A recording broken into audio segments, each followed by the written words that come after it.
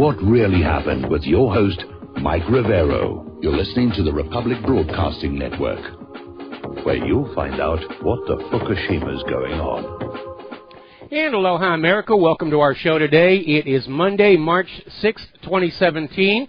Start of a brand new week of utter insanity. We've got a lot of stuff to talk about today. If my voice sounds a little bit different, it's because I got a brand new headset today. And after the show, I'm going to be going out and getting a replacement mixer. So we're updating our equipment here to make sure that we're getting the best possible show out there for you to listen to. And right now, Sam is in our control room today. The phone lines are open, 800-313-9443. But I'm going to tell you up front, I don't know that I'm going to take a lot of phone calls because of all the breaking news that we have to talk about. Today, of course, is the anniversary of the fall of the Alamo, and I got a reader email asking for a special shout-out to Ron in Doylestown today. And the prediction he'll fall off of his chair, so I hope he doesn't get too badly hurt. Obviously, the big news right now is Obamagate. That's what they're starting to call it.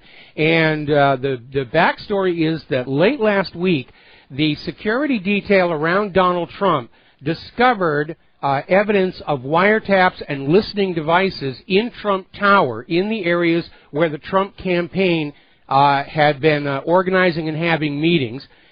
So Trump was being spied on.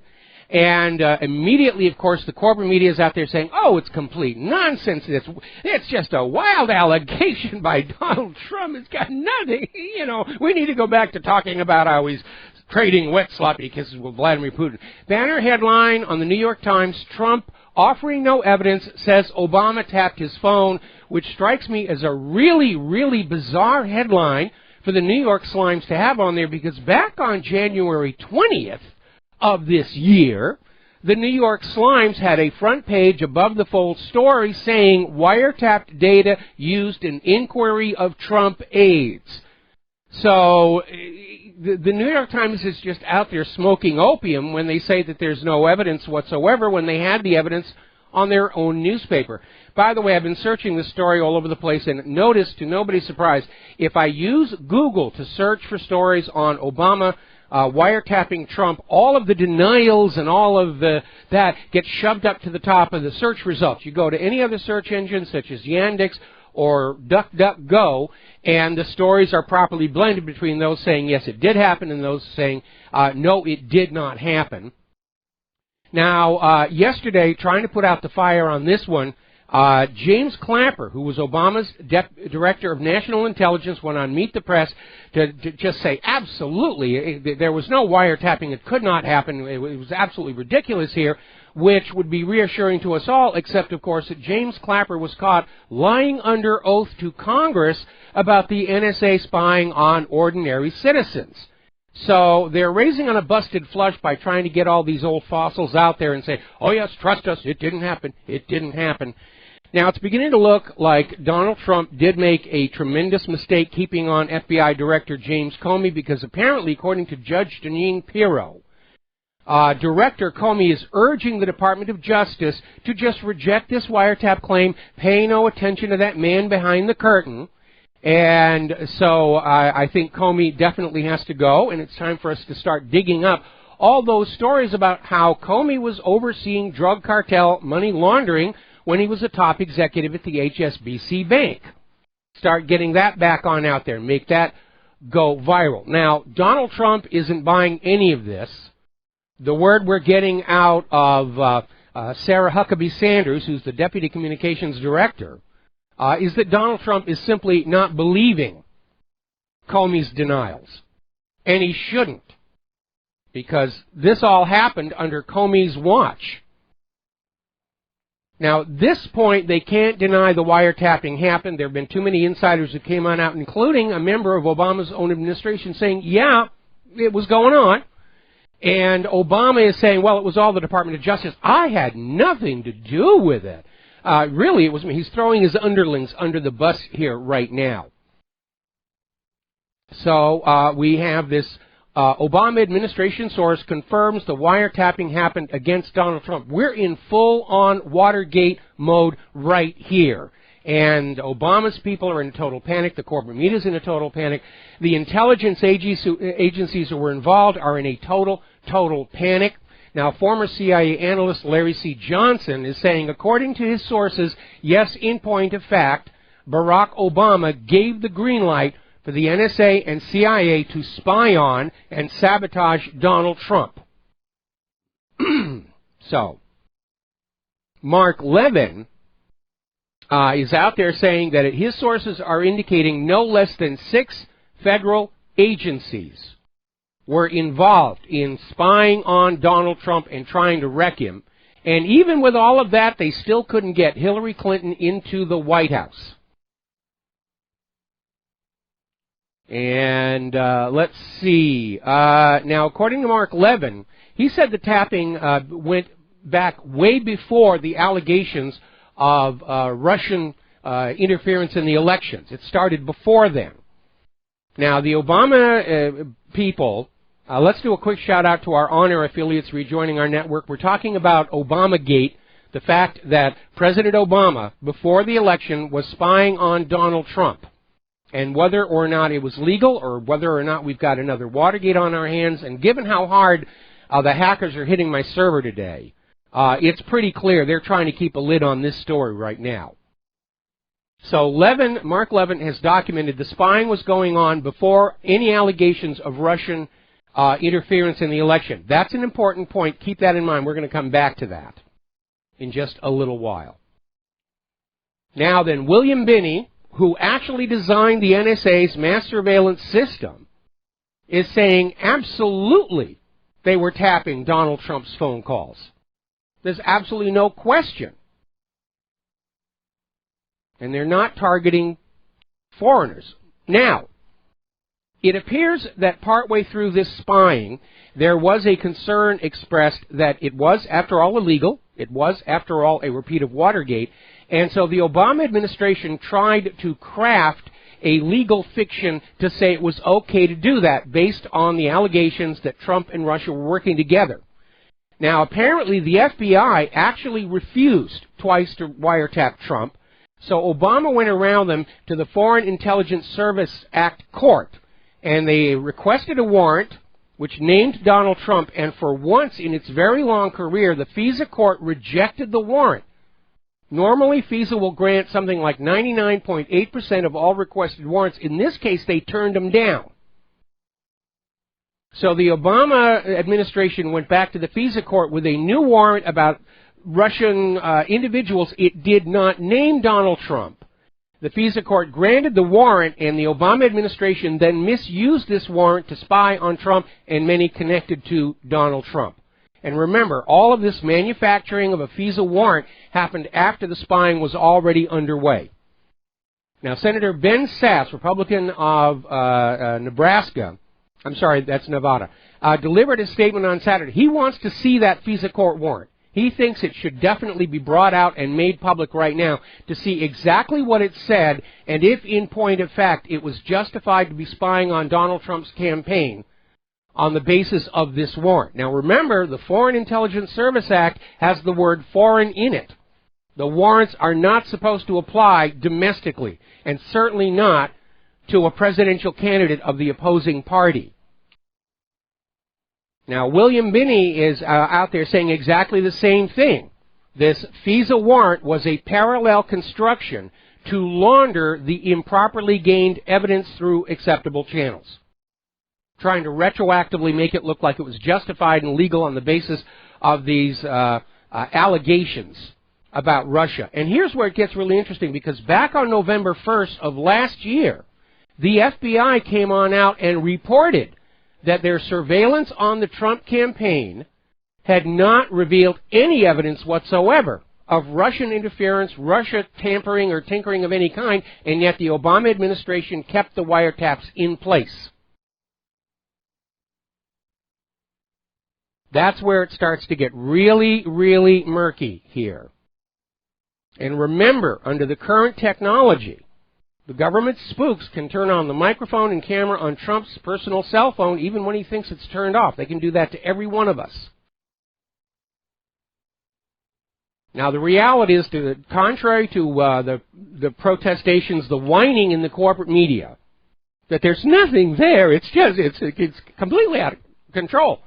Paul Joseph Watson is out there saying there's significantly more evidence that Obama spied on Trump than evidence that Russia hacked the election. And that's absolutely true, especially when you have a member of Obama's former administration saying, yeah, it was common knowledge. And it gets worse than that. Obama was bugging Senator Jeff Sessions while he was still a senator, before he was even being considered for Attorney General. They were spying on him. Now, here's where it gets really, really interesting, and pay very close attention to it. 1 week before the election, Hillary tweeted a message that seemed to indicate she knew that Trump was being wiretapped. And if this intelligence being gathered on Donald Trump was being shared with Hillary Clinton, then it clearly had nothing to do with Russian interference in the election and everything to do with politics. And that puts us right back firmly in Watergate. And apparently that first FISA court warrant was requested immediately following that meeting between Attorney General Loretta Lynch and Bill Clinton on the runway at the Phoenix Sky Harbor International Airport in June of last year. They had a meeting, and all of a sudden, the wiretaps go on. This thing is as dirty as it gets. So all this story about Russia hacking, it's backfiring horribly. Because like the allegations of election fraud, oh, Russia's tinkering with our election, and yet all the election fraud actually found benefited Hillary Clinton. And so now Russia's hacking this, Russia's hacking that. No, it was the Obama administration tapping into the phones, the communications of the Trump campaign.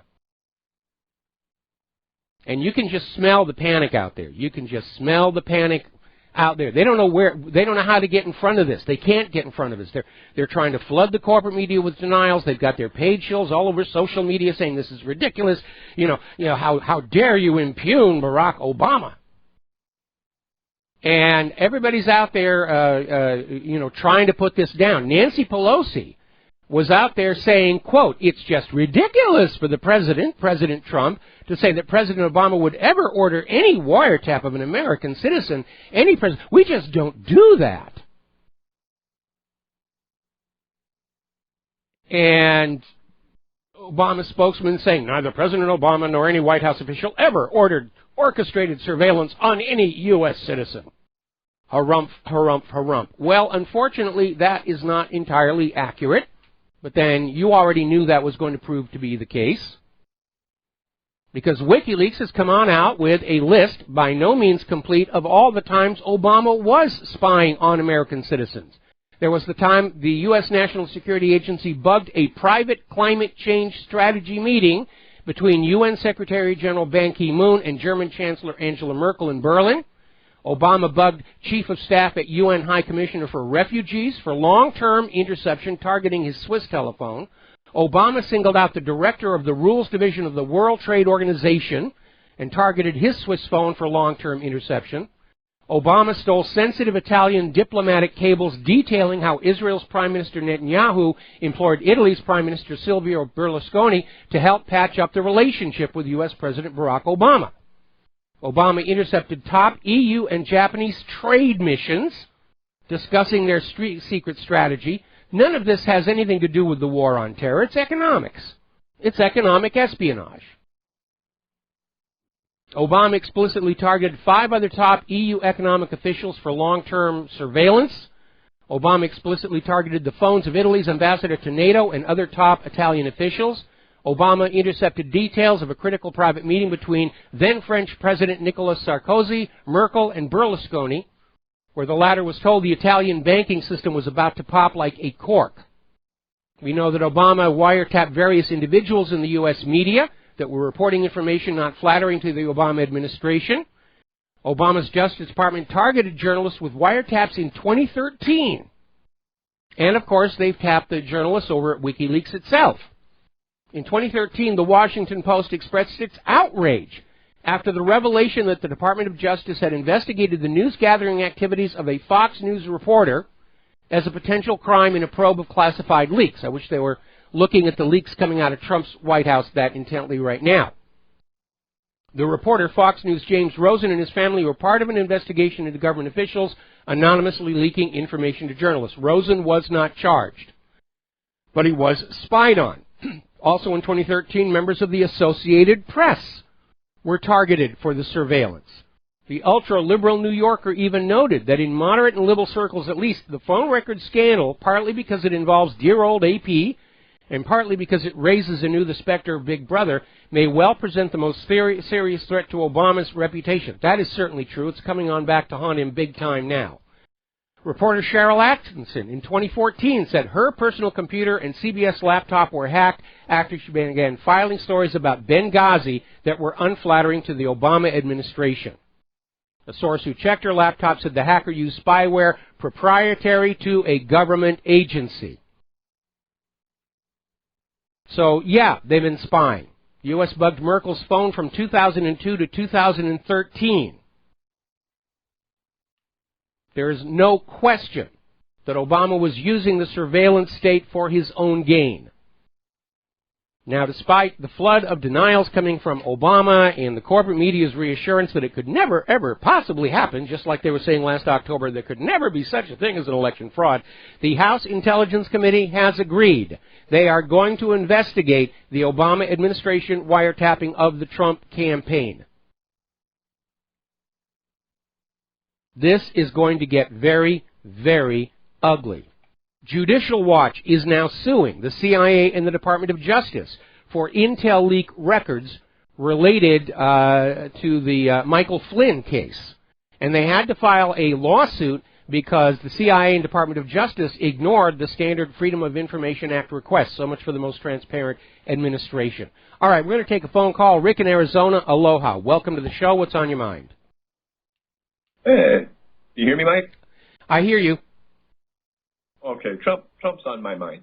Yes. I was just thinking, this sure seems like just a bunch of package of distractions that they usually run across the American people to keep the things going the way they were before Trump was president. You know, we ain't going to see no wall. We ain't going to see 11 million deported and bringing them back in. Hillary ain't going to jail. All we're doing is hearing, seeing, and talking about these distractions. And if you want to know, this is not a distraction. This is not a distraction. This goes right to the heart. Really? Yeah, this goes right to the heart of the criminality of the Obama administration. And, you know, Obama's people... need a court order. Obama... Would you... Hang on a second. Okay, Trump is now in control of all that documentation.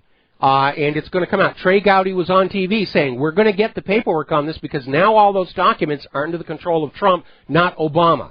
Unless they're going to back up the paper shredding trucks and start getting rid of the files, this thing is going to come on out. So thank you very much for the phone call. We're going to let you go. No, this bugging of Trump by Obama is not a distraction. The new Immigration Act is a distraction. The corporate media has moved on to that. They've dropped Obamagate like a hot potato, and they're focusing endlessly on whether there'll be a legal challenge to the new Trump immigration order. And Trump actually blunted his own attack. He should have held off a few days to let Obamagate be the focus and gain more traction. Now, Trey Gowdy is out there, and he's definitely loaded for bear. And in addition to this question about whether Obama was wiretapping Trump and sharing the intelligence with the Hillary Clinton campaign and with Chuck Schumer, which has come on out, he's also after the leakers and saying that he wants to see these people in jail. He wants to see examples made out of them.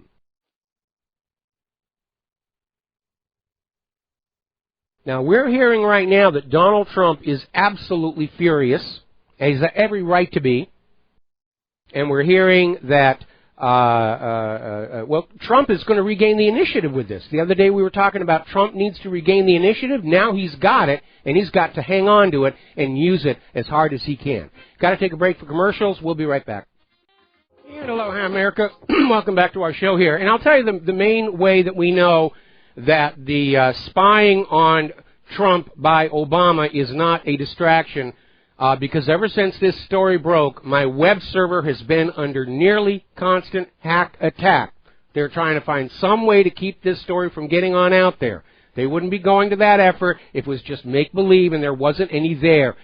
Let's take a phone call from Dustin in New Jersey. Aloha. Welcome to the show. What's on your mind?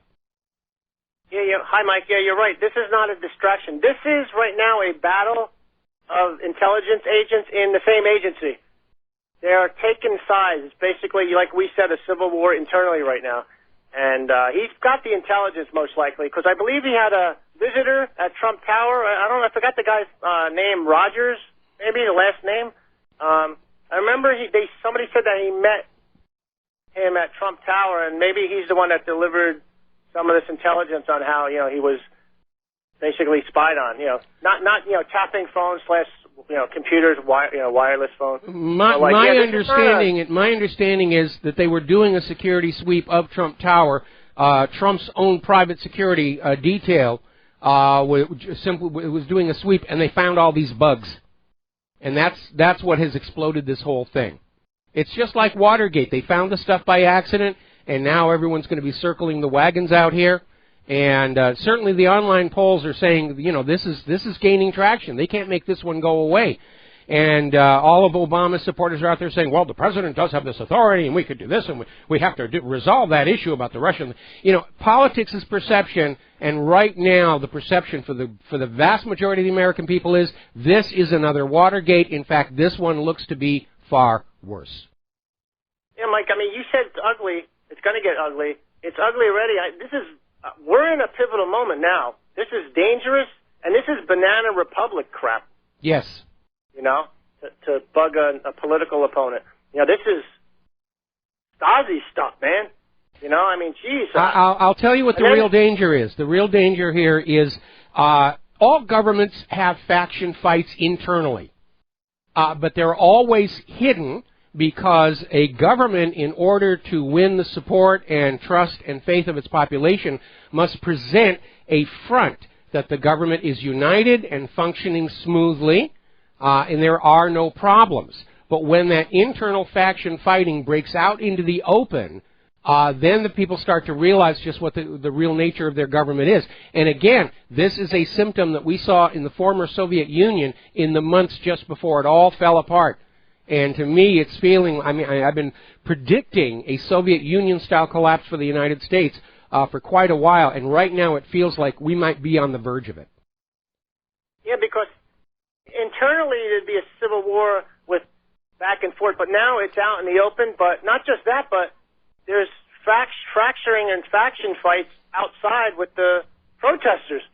So yeah, this is Soviet Union era, collapse stuff. Hey, and then did you check out Loretta Lynch with her blood on the streets? Oh yeah, I'm going to be talking about her. Again, she said. I'm going to be talking about her a little bit later because basically, she's committed a crime with that video. That's a declaration of war, Mike. Yep.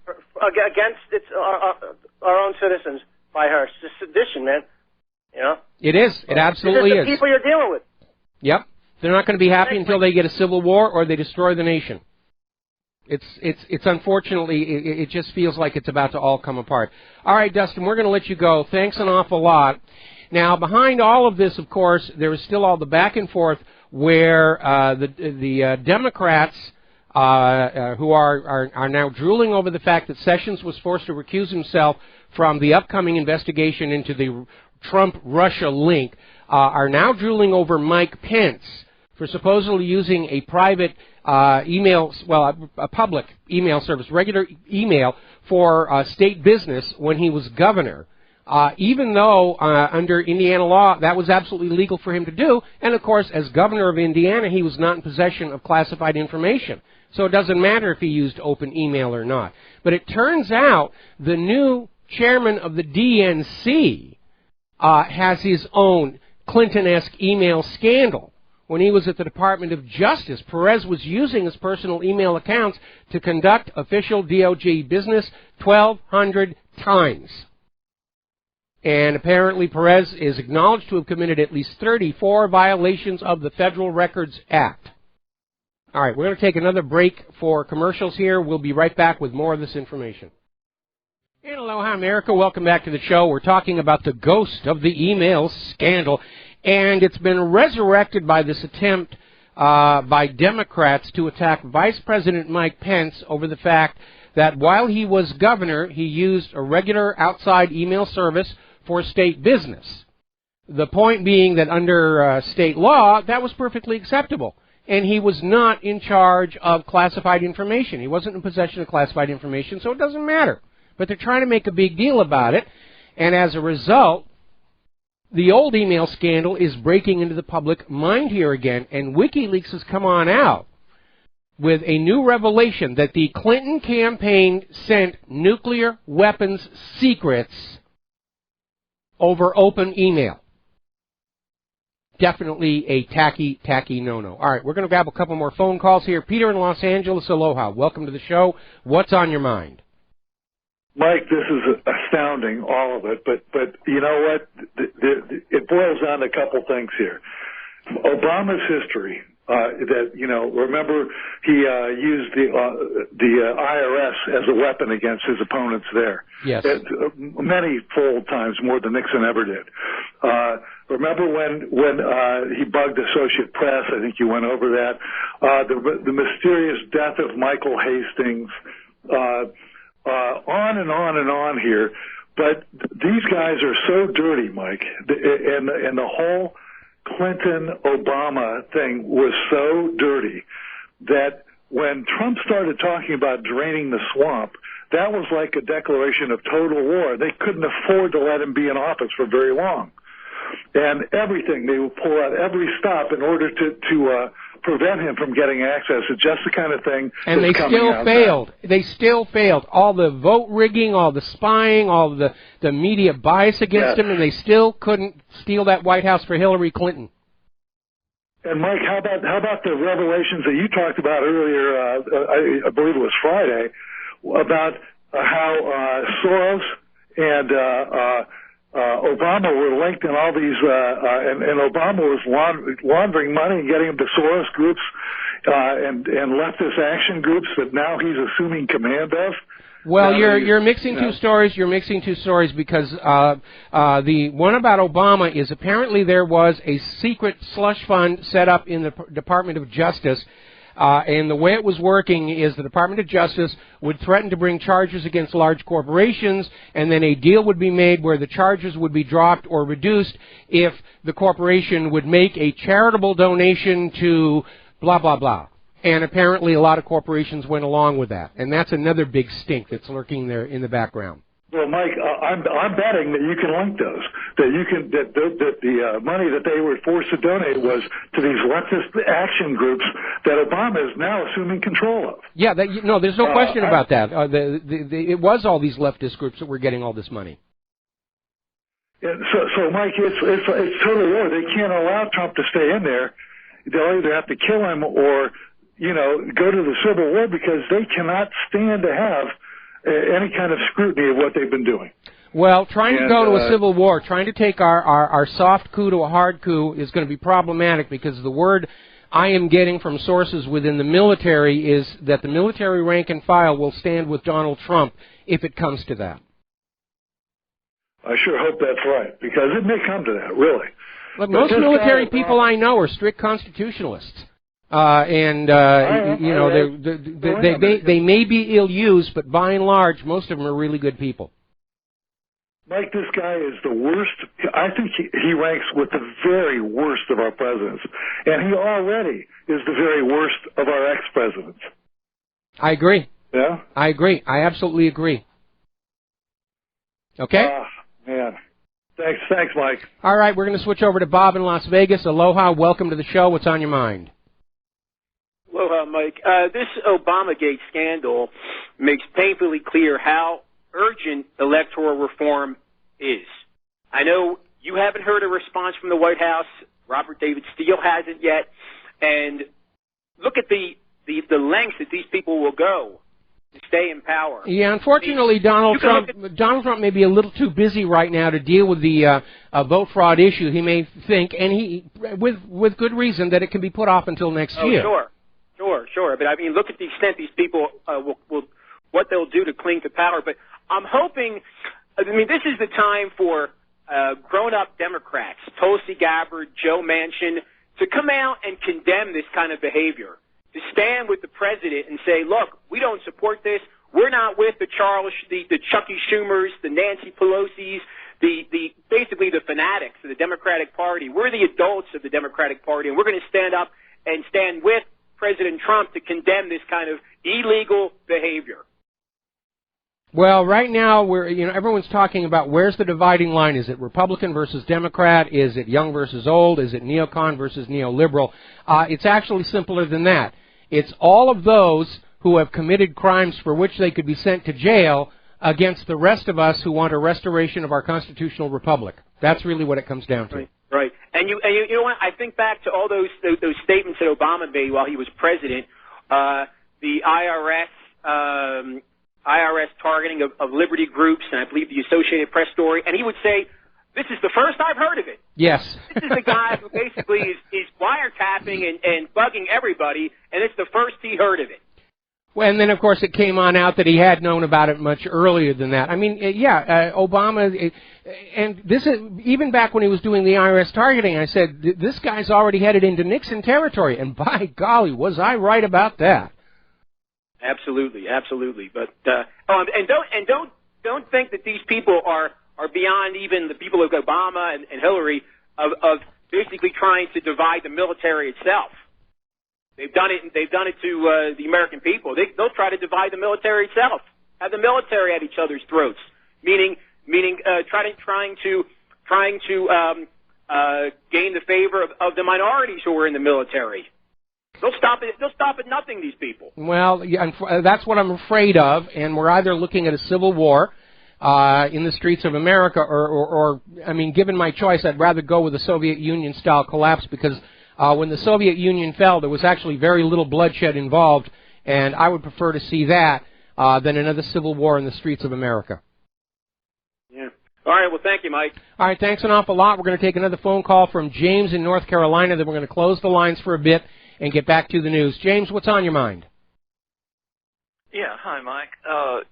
Just a couple of questions. I had seen a couple of articles that Trey Gowdy was to be assigned to the House Intelligence Committee, but I didn't see him listed on the membership roll on that committee.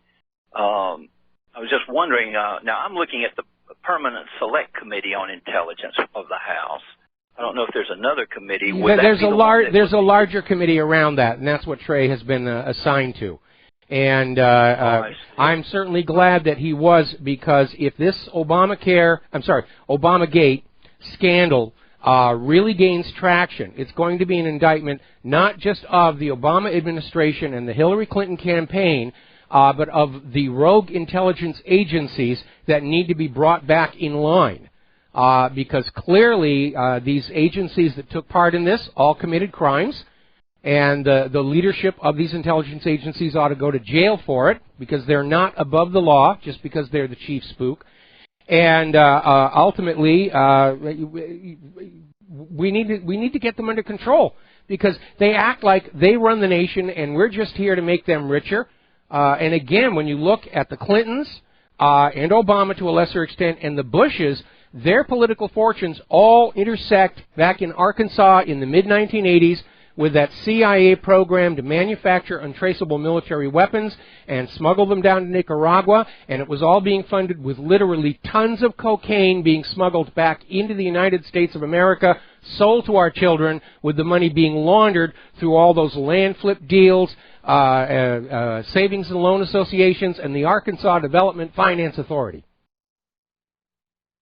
Well, I'll tell you, from what you say, and that's probably just a partial rendering of it. If they get into this in any extent, it's going to turn over a lot of rocks. Yeah, that's exactly the problem. Trump went on in there to drain the swamp. The alligators are already trying to fight back, but he doesn't know how deep that swamp goes, or just how stinky it is at the very bottom, because all of this goes back in an almost continual path of corruption, all the way back at least to when the CIA was smuggling opium from Vietnam back into the United States of America inside the body bags of our dead kids. Yeah. getting back to the House Intelligence Committee, the chairman is listed as Devin Nunes of California. I don't know really much about him. I've heard the name a few times. Yes. Do you happen to have any information? Is he? Well, he's been talking tough lately, but I'm waiting to see what he actually does. As far as Trey Gowdy is concerned, that man has been walking his talk all along. And if anybody's going to be able to pry this open, it's going to be Trey Gowdy. And I'm really, really sorry that he was not considered for Attorney General. And if Sessions is forced to resign, I strongly recommend to the Trump administration they look at Trey Gowdy being the new Attorney General. Well, I hope it doesn't come to that. But he'll be, I think Gowdy will be quite, probably even more visible in the role he's in than he would be as Attorney General. But, I agree. At any rate. He's certainly going to be visible on the independent media. I think we can count on the corporate media to absolutely turn a blind eye to all of this stuff, because if Obamagate explodes out into a new Nixonian epic, there's no way the corporate media, which had a pro-Hillary, anti-Trump bias all through last year's election season, they can't delink from that. They can't isolate themselves. They're going to be tarnished with that brush of this wide-ranging agreement to steal the White House for Hillary Clinton. Right, yeah. Well, just one more thing I happened to notice. Mike Pompeo was on that committee until he became CIA director. Mm-hmm. But I'll take a look at it. I'm sure there are some pretty strong members on there besides Gowdy. Yeah, well, my nickel is wagered on Trey Gowdy. All right, we're going to let you go here. We're going to close the phone lines for a little bit here because we've got so much stuff to cover before the end of the program. Now, getting on back to this constant harangue from the corporate media that Donald Trump talked to the Russians and Jeff Sessions talked to the Russians, and House Speaker Paul Ryan is out there saying, look, we meet with the ambassadors all the time. That's why the ambassadors are here. And as a matter of fact, in the last 2 months, every single U.S. senator has met with Russian representatives at one point or another as part of the normal course of business. It's what they do. So they're trying to make a mountain out of a molehill because Sessions' 2 meetings with the Russian ambassador, the first was at a social function where Sessions was sent there by Obama. And there were a whole bunch of ambassadors, and they all met each other, and they said, hello, big deal. And the second one was a meeting with the Russian ambassador in his capacity as a U.S. senator. Now, if you go back to the transcript of Senator Sessions' confirmation hearing, Al Franken asks him if there were any contacts between the Clinton campaign and the Russian ambassador to talk about the campaign. And that's why Sessions said no, because that isn't what they talked about when they had the official meeting here. Now, Nancy Pelosi was asked if she'd met with the Russian ambassador and said no, and almost immediately, thanks to the Internet, a photo surfaced of her with Sergei Kislyak, the ambassador. She got caught in another lie. Now, getting back to what I was saying before, I'm very, very concerned about the immediate future of the United States of America. The liberal Democrats are literally pushing for a civil war. You've got former Attorney General Loretta Lynch on video saying there needs to be blood in the streets. Or at the very least, we're heading into a Soviet Union-style collapse. Of the two, I prefer the latter. There's going to be a lot less blood of innocent people spilled. And I'm not the only person saying that. Over at LouRockwell.com, they have an article, Washington and America Self-Implode at the Hands of a Treasonous Obama-Led Shadow Government. And that's exactly what's happening. Now, let's get on back to Loretta Lynch.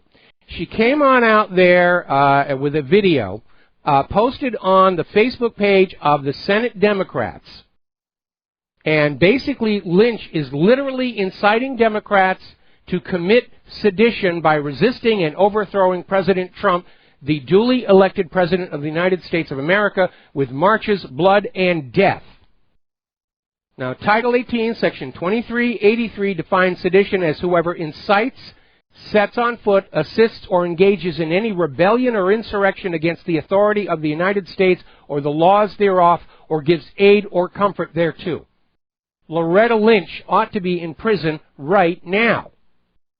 Even the New York Slimes is hitting the panic button. They have an op-ed out there saying it's that President Trump ought to be immediately stopped from making any more changes to the system, undermining any more of Obama's legacy. He should be stopped until this question of Trump's relationship with Russia is fully resolved. And again, going back to last November, the FBI, on the basis of these dubiously legal wiretaps, said, we found nothing. There is no evidence of any kind of Russian collusion, cooperation. And they're still out there pushing this bad Russia, bad Russia. It's like they're trying to bring back the McCarthy era.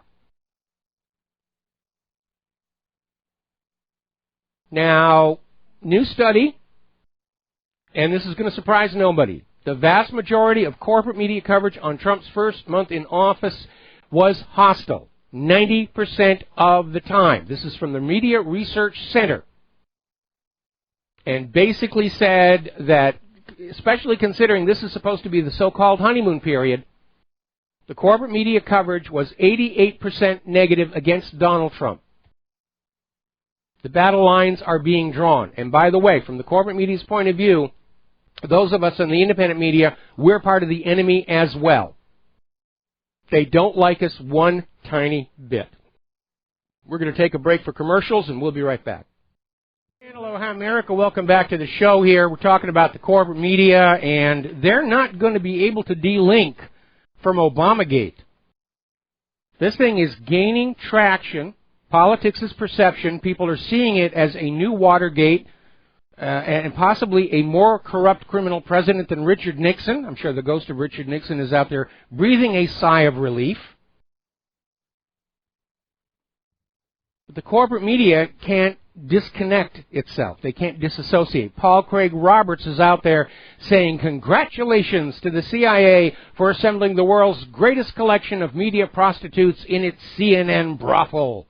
And that sounds about accurate. Of course, around here we call them prostitutes and correspondents, because that's what they do. They are not paid those million-dollar salaries to tell you the truth. You can get the truth for free, or for a few small donations to WhatReallyHappened.com. Those people at the major TV news networks are paid those million-dollar salaries to be very convincing liars to get you to believe as the rulers want you to believe. And the rulers are now realizing that they are in trouble. There was an op-ed over at the New York Slimes claiming the Internet threatens democracy because the flow of information is now bypassing the establishment class. That's it. We're a threat to democracy because now we're talking to ourselves, person to person, rather than accepting what the establishment tells us to believe. And they're saying they're blaming the Internet for the collapse of establishment authority. Well, when that authority is based on lies, it should collapse. I've read that Constitution many, many, many times. Nowhere in there is the government given the authority to lie to the American people. We even used to have laws against government propaganda used on the American people.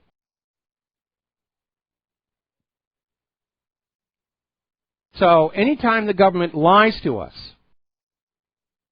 they're acting unconstitutionally, illegally, and they delegitimize the entire U.S. government by doing that. So the New York Slimes is out there saying, oh, it's a threat to... No. Actually, it's a threat to the system. It's a threat to the established order. Mea culpa maxima. And darn proud of it, I might add. I will not live under a government that lies to me. Better no government at all than a government that lies to me. Another article over here from Investment Watch blog. The New York Slimes, we hate the Internet. We lost control of the narrative. Yes, you have. And that was the whole point. To bring back free and open discussion of the issues instead of filtered, constant, uniform propaganda to get us to give all of our money to the bankers, to buy all the medicines Big Pharma wants us to buy, to eat GMO food happily, to imagine that a little radiation is good for us, and to send our children off to be killed and crippled in pointless wars of conquest that only make the money junkies richer than they are. And the problem with the money junkie is it's never going to be enough. It doesn't matter how much money a money junkie has, they have to have more, no matter who must die for it. We'll be right back. And aloha, America. Welcome back to our show, hour number 2, the phone lines. We're going to go ahead and reopen the phone lines, 800-313-9443. Now, to show you just how completely wacko banana the liberals have gone, first of all, we posted this a link to a video of this girl who showed up to one of the pro-Trump marches, and all she did was stand in the middle of the crowd screaming at the top of her lungs just to try and disrupt everything. And Barbara Streisand is now out there claiming that Donald Trump is causing her to gain weight. And she's upset about that. And I hate to be this way, and I actually met Barbara Streisand, and I worked with her long ago. She seemed very pleasant at the time, but Babs, I really don't care what you weigh. And having lost a large amount of weight myself, I think you could lose that weight if you wanted to, and Donald Trump can't stop you. It's not like Donald Trump is going to have you thrown in a dungeon, strapped into a chair, and feed you chocolate eclairs. Okay. Now then, we posted a graphic that I have to respond to something here real quick, and there we are. Now then, we posted a link to a graphic, an actual scan of a tax file from 2014 from the McCain Institute, confirming that he was given $300,000 by the Rothschilds and $1 million by the Saudis. So it's starting to look like the McCain Institute is being run much the same way as the Clinton Foundation was. And I think it's time to start looking at all of these senators and representatives and various other officials in government who are running so-called charitable foundations and actually find out if they're really charities or just slush funds and pay for play. Apparently, Nancy Pelosi, as she gallivants across the country, is spending over $100,000 on in-flight booze and food. Guess who gets to pay for it, right? Anyway. Turning to the international scene here, former French President Francois Hollande, or outgoing French President Francois Hollande, is saying his ultimate duty before leaving office is to somehow prevent Marine Le Pen from winning the upcoming election in France. Kind of like Obama saying his ultimate duty is to prevent Donald Trump from winning the election, which you're not supposed to do. Presidents are not supposed to undermine their predecessors. But according to Hollande, Le Pen's victory in the presidential election is a threat. It's a threat. I wonder what it's a threat to. Is it a threat to the Eiffel Tower? Is it a threat to the Louvre? Is it a threat to the French people? No, it's a threat to the New World Order, globalist ambitions. It's a threat to the New World Order's open borders agenda. It's certainly a threat to the European Union itself. But Marine Le Pen is representing the French people, not the globalist agenda. We have too many world leaders who think their first allegiance is to George Soros' dreams of a global empire. Marine Le Pen came out with this really wonderful quote, in which she says, France isn't bikinis on the beach. France is Brigitte Bardot. And if you're my age, you will remember Brigitte Bardot and how wonderful she was, and what a sterling recommendation for France Brigitte was. And Marine Le Pen is absolutely right. Turning to the war zones, a lot of bad information. Apparently there's a convoy of American tanks inside Syria with 500 Special Forces troops joining this battle, supposedly to support Kurdish troops in the area. And I wish to point out something very important that the corporate media keeps missing. The United States does not have the permission of the Syrian government to have a single soldier in there, let alone a column of tanks on the ground. By any reasonable definition of the word, this is a U.S. military invasion of somebody else's country. That's a bad thing. Now, NATO may be looking at the chaos emerging in Washington, D.C. and realizing that its strongest supporter and instigator and ally may be about to take a major stumble, Soviet Union style. And they're starting to basically pull back on the anti-Russia rhetoric and saying that maybe change is possible and we could work toward defrosting relations with Moscow. Because if the United States collapses, the primary mover for a war between NATO and Russia is going to be gone. And NATO isn't going to want to go to war with Russia all on their own. I don't think they really wanted to go to war with Russia anyway. And Russia certainly doesn't want a war either. All right, we're going to do a quick shout-out to our on-air affiliates who are just now rejoining our network. And by the way, I apologize to the listeners on RBN. I'm getting all these emails and tweets about the poor sound quality coming through the streaming feed from RBN, but our technicians are working on it right now. We do know there's a problem, so you don't need to email us anymore. All right, let's go ahead and grab a phone call from George in San Francisco. Aloha, welcome to the show. What's on your mind? Hi, Michael. It's great to talk to you again. It's been a while. You know, what you've been talking about so far, these politicians, what's going on in Washington, especially with the, I guess they're calling it now Obamagate, they're really organized crime politicians. Yes, and they are. They're behaving just like organized crime, and their playbook is, you know, Saul Alinsky, who got wasn't his doctorate studying the Capone Nitty mob and their tactics. Yeah. So it's the same stuff. Okay, let me ask you a quick question. Do you know the difference between a dumb criminal and a smart criminal?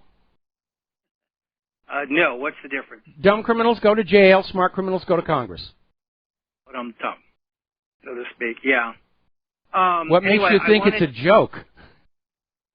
Yeah, you're right. It's not a joke. It's not a joke at all. Well, it's a joke on us, you know. Yeah. Anyway, I wanted to give you a personal account of what happened in Berkeley this last weekend. We are older people, and we weren't there at the very beginning, which is good because more of the violence happened closer to that. This was at the Berkeley Civic Center Park, which is not Berkeley campus. It is next door to the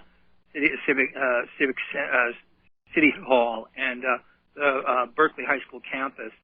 And it used to be called Provo Park. But we saw it was mostly, if not all, you know, these Soros justice warriors and the really black groups association with, I mean, black as in dark, tactics groups associated with them beating on Trump supporters. And I really have to give a shout out and enormous thanks to the Bikers for Trump and the other people there who were obviously trained in advanced nonviolence techniques, who as soon as somebody would be beating up on somebody, they would just grab them from behind and pull them away. And they had not been there, the situation, I am without doubt, would have been far worse. So we're very grateful for them.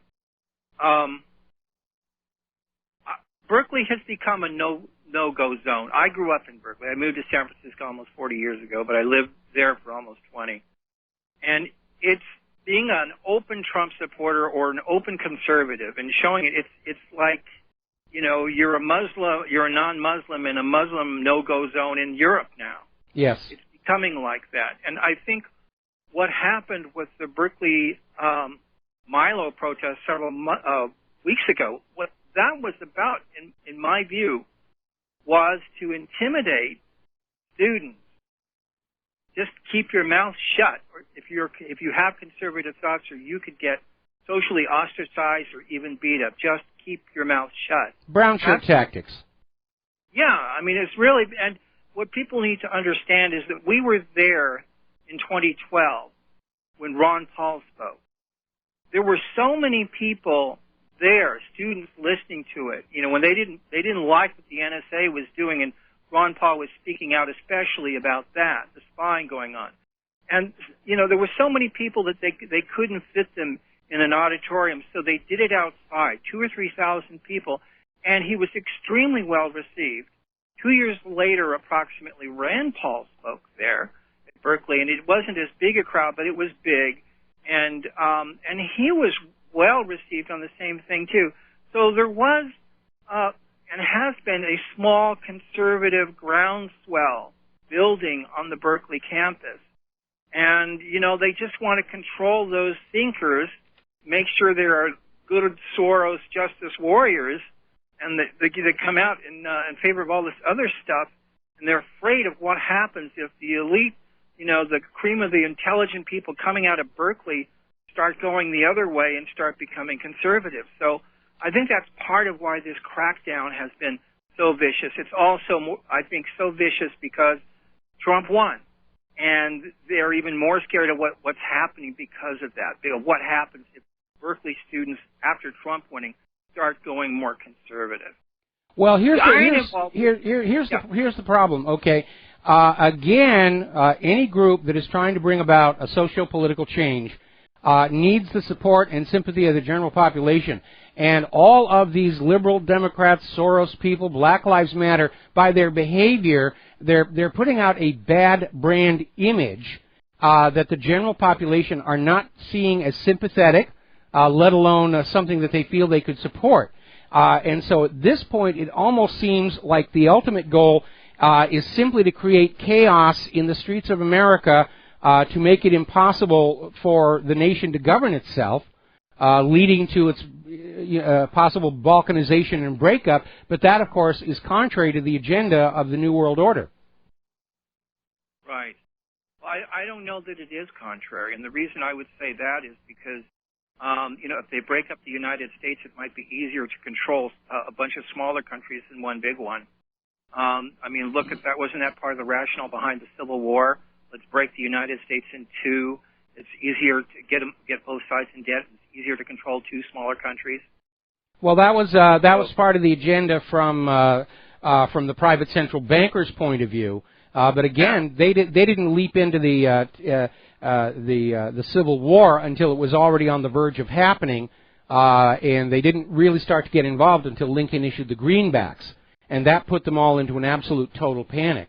But the New World Order has been working to try and build larger and larger units of nation-states, then federalize them like Juncker was trying to do to the EU, and then merge all these federalized unions into a single New World Order. But at this point, the globalist agenda seems to be in serious, serious trouble.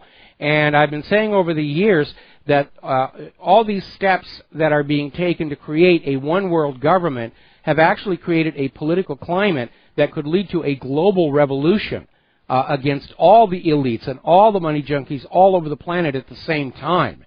And that would be a rather amazing event, I think. What breaks my heart, Michael, is you're absolutely correct. And their agenda is in trouble, but not so much in California. It's still the dominant, you know, fake world agenda that amongst many people in my fellow state. Well, California is in serious trouble because they're still allowing all the illegals to pour on in, and the indigenous Californians are now all leaving. Businesses are leaving because of the extremely high tax rates and no benefits for those taxes. And Californians are leaving. I mean, Claire and I, we love the time that we lived in Southern California. I was just up until my blacklisting out of the film industry. And we would like to find a way to move back to the mainland this year, so I'm available for more public speaking things, and Claire has more choirs to pitch her music to. But California is definitely off the list of places we might move to. There's no way we would go back to California at this point. The state has gone insane. I'd like to, if we have time, I want to tell you a little bit more about what we saw that happened. We did see one. There was one person who was pepper sprayed directly in their eyes. Yes. And people were pouring, milk over that to try and help them better. Mm-hmm. There were no speakers. I saw what happens when you have. Can I ask you a question? Who used Sure. the pepper spray? Was it a law enforcement officer or just one of the anti-Trump people? Anti-Trump people. Okay. I don't know what the pepper spray laws are in California, but certainly under the pepper spray law here in Hawaii, that would be considered assault. If the person who was pepper sprayed had not actually presented a threat to the person using the pepper spray, then the person using the pepper spray can be charged with assault and battery and put in jail. And that ought to happen. We need to start finding ways to get all these anti-Trump troublemakers thrown in prison, at which point they're going to find out George Soros is not going to pay for their legal expenses. He's just going to let them rot in prison because there's lots more useful idiots out there for Soros to play around with. About an hour and a half, maybe 2 hours after this had started, at 2 o'clock Pacific time, much of the crowd had broken away, especially the Trumpers. But some of them were behind somebody with a "Don't Tread on Me" sign and some other American flags. They started walking up the sidewalk up Alston Street toward the campus.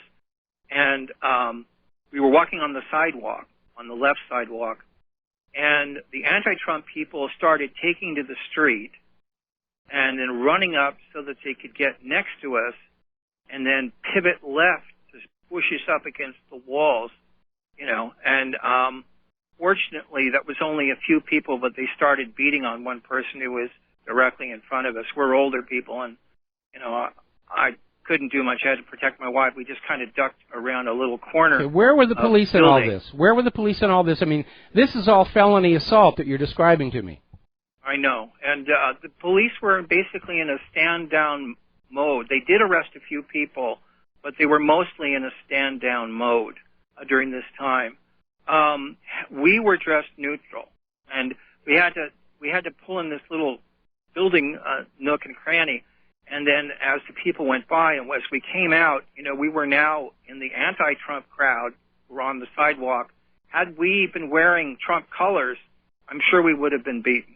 And so we were neutral. But when they came back around towards the park, one other thing I wanted to point it out, I noticed a big white truck about 10 feet high, no windows, no driver, but the engine running, and I'm thinking, well, it's one of two things. It's probably most likely surveillance.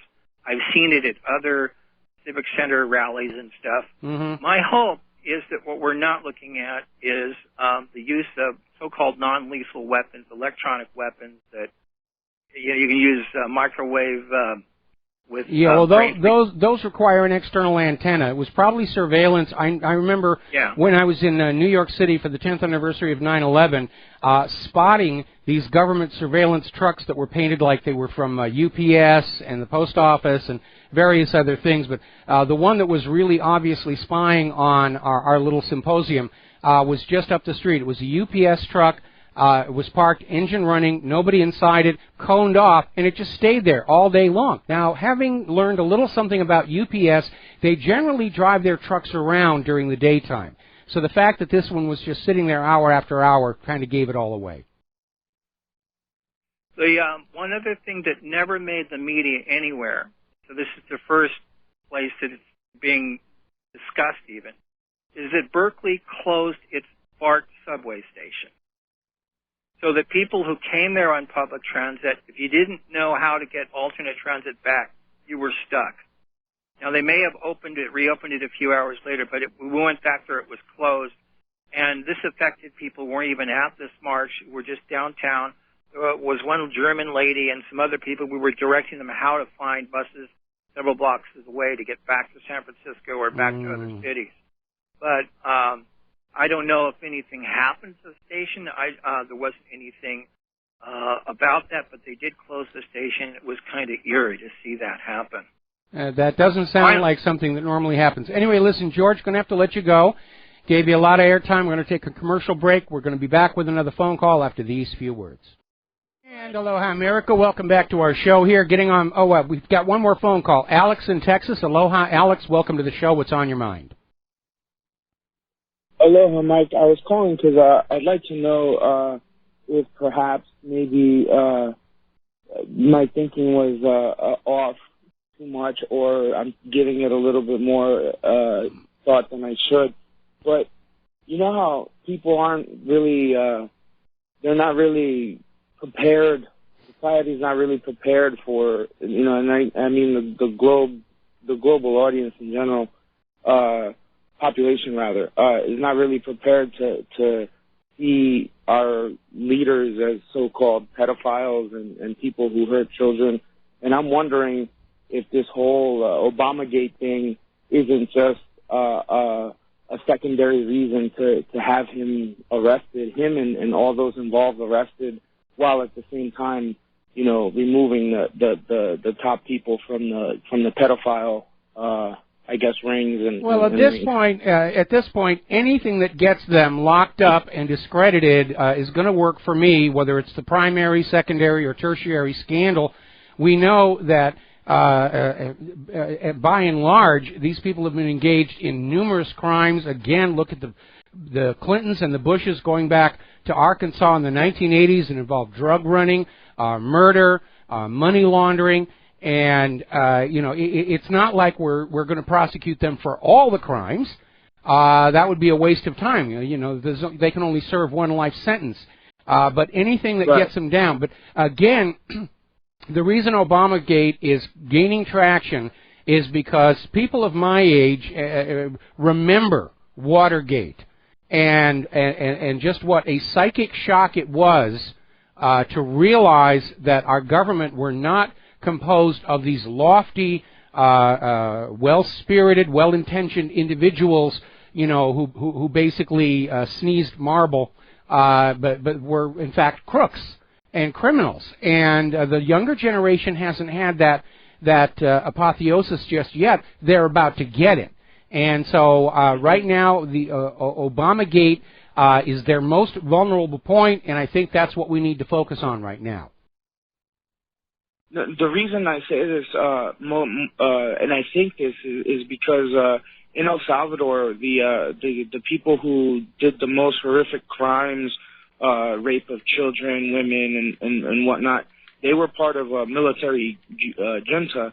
And when these people went under trial, they didn't go under trial for those things. They went under trial for treason against the government, and that's how whatever works. I guess you could say whatever works. Exactly. You know, let's just stay with that.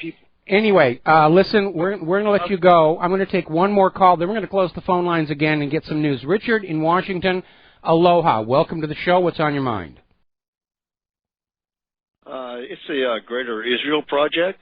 What about it? I was wondering. You keep getting all these people on the television. It seems like there's only a handful of them. And like on Sunday morning, the talking heads just seem to be a couple of handfuls of them too. So I looked up the contributions from the Pro-Israel Project and AIPAC. Yes. And I got a list of them here. Well, we only have about another minute to this break, so you're just going to have to sum up for us. Okay, well, what we have is Joseph Lieberman, John McCain, Mitch McConnell, Carl Levin, Nancy Pelosi, that's the AIPAC donators, and Mitch McConnell, Charles Schumer, Ted Cruz, Lindsey Graham, Marco Rubio, and John McCain, and Dianne Feinstein, and Al Franken. Yes. So this is the people that are getting donations from pro-Israel. Oh yeah, there's no question about that, and they're rabid supporters of Israel and of Eretz Israel. That's the aim of the Greater Israel Project, is Israel as it's described in the Bible from the Nile to the Euphrates. And of course, the fact that there's going to be a lot of bloodshed along the way is hardly an impediment to them. Anyway, listen, thanks for the phone call, Richard. We're going to let you go for a commercial break. We're going to close the phone lines for a little while because I got more news I need to get to, and we'll be right back. And aloha, America. Welcome back to the show here. Getting back to the war zones here. The Donbass is starting to break away from Ukraine, and apparently Russia is now recognizing the official documents put out by the Democratic, the DNR and LNR authorities, visas and so forth and so on.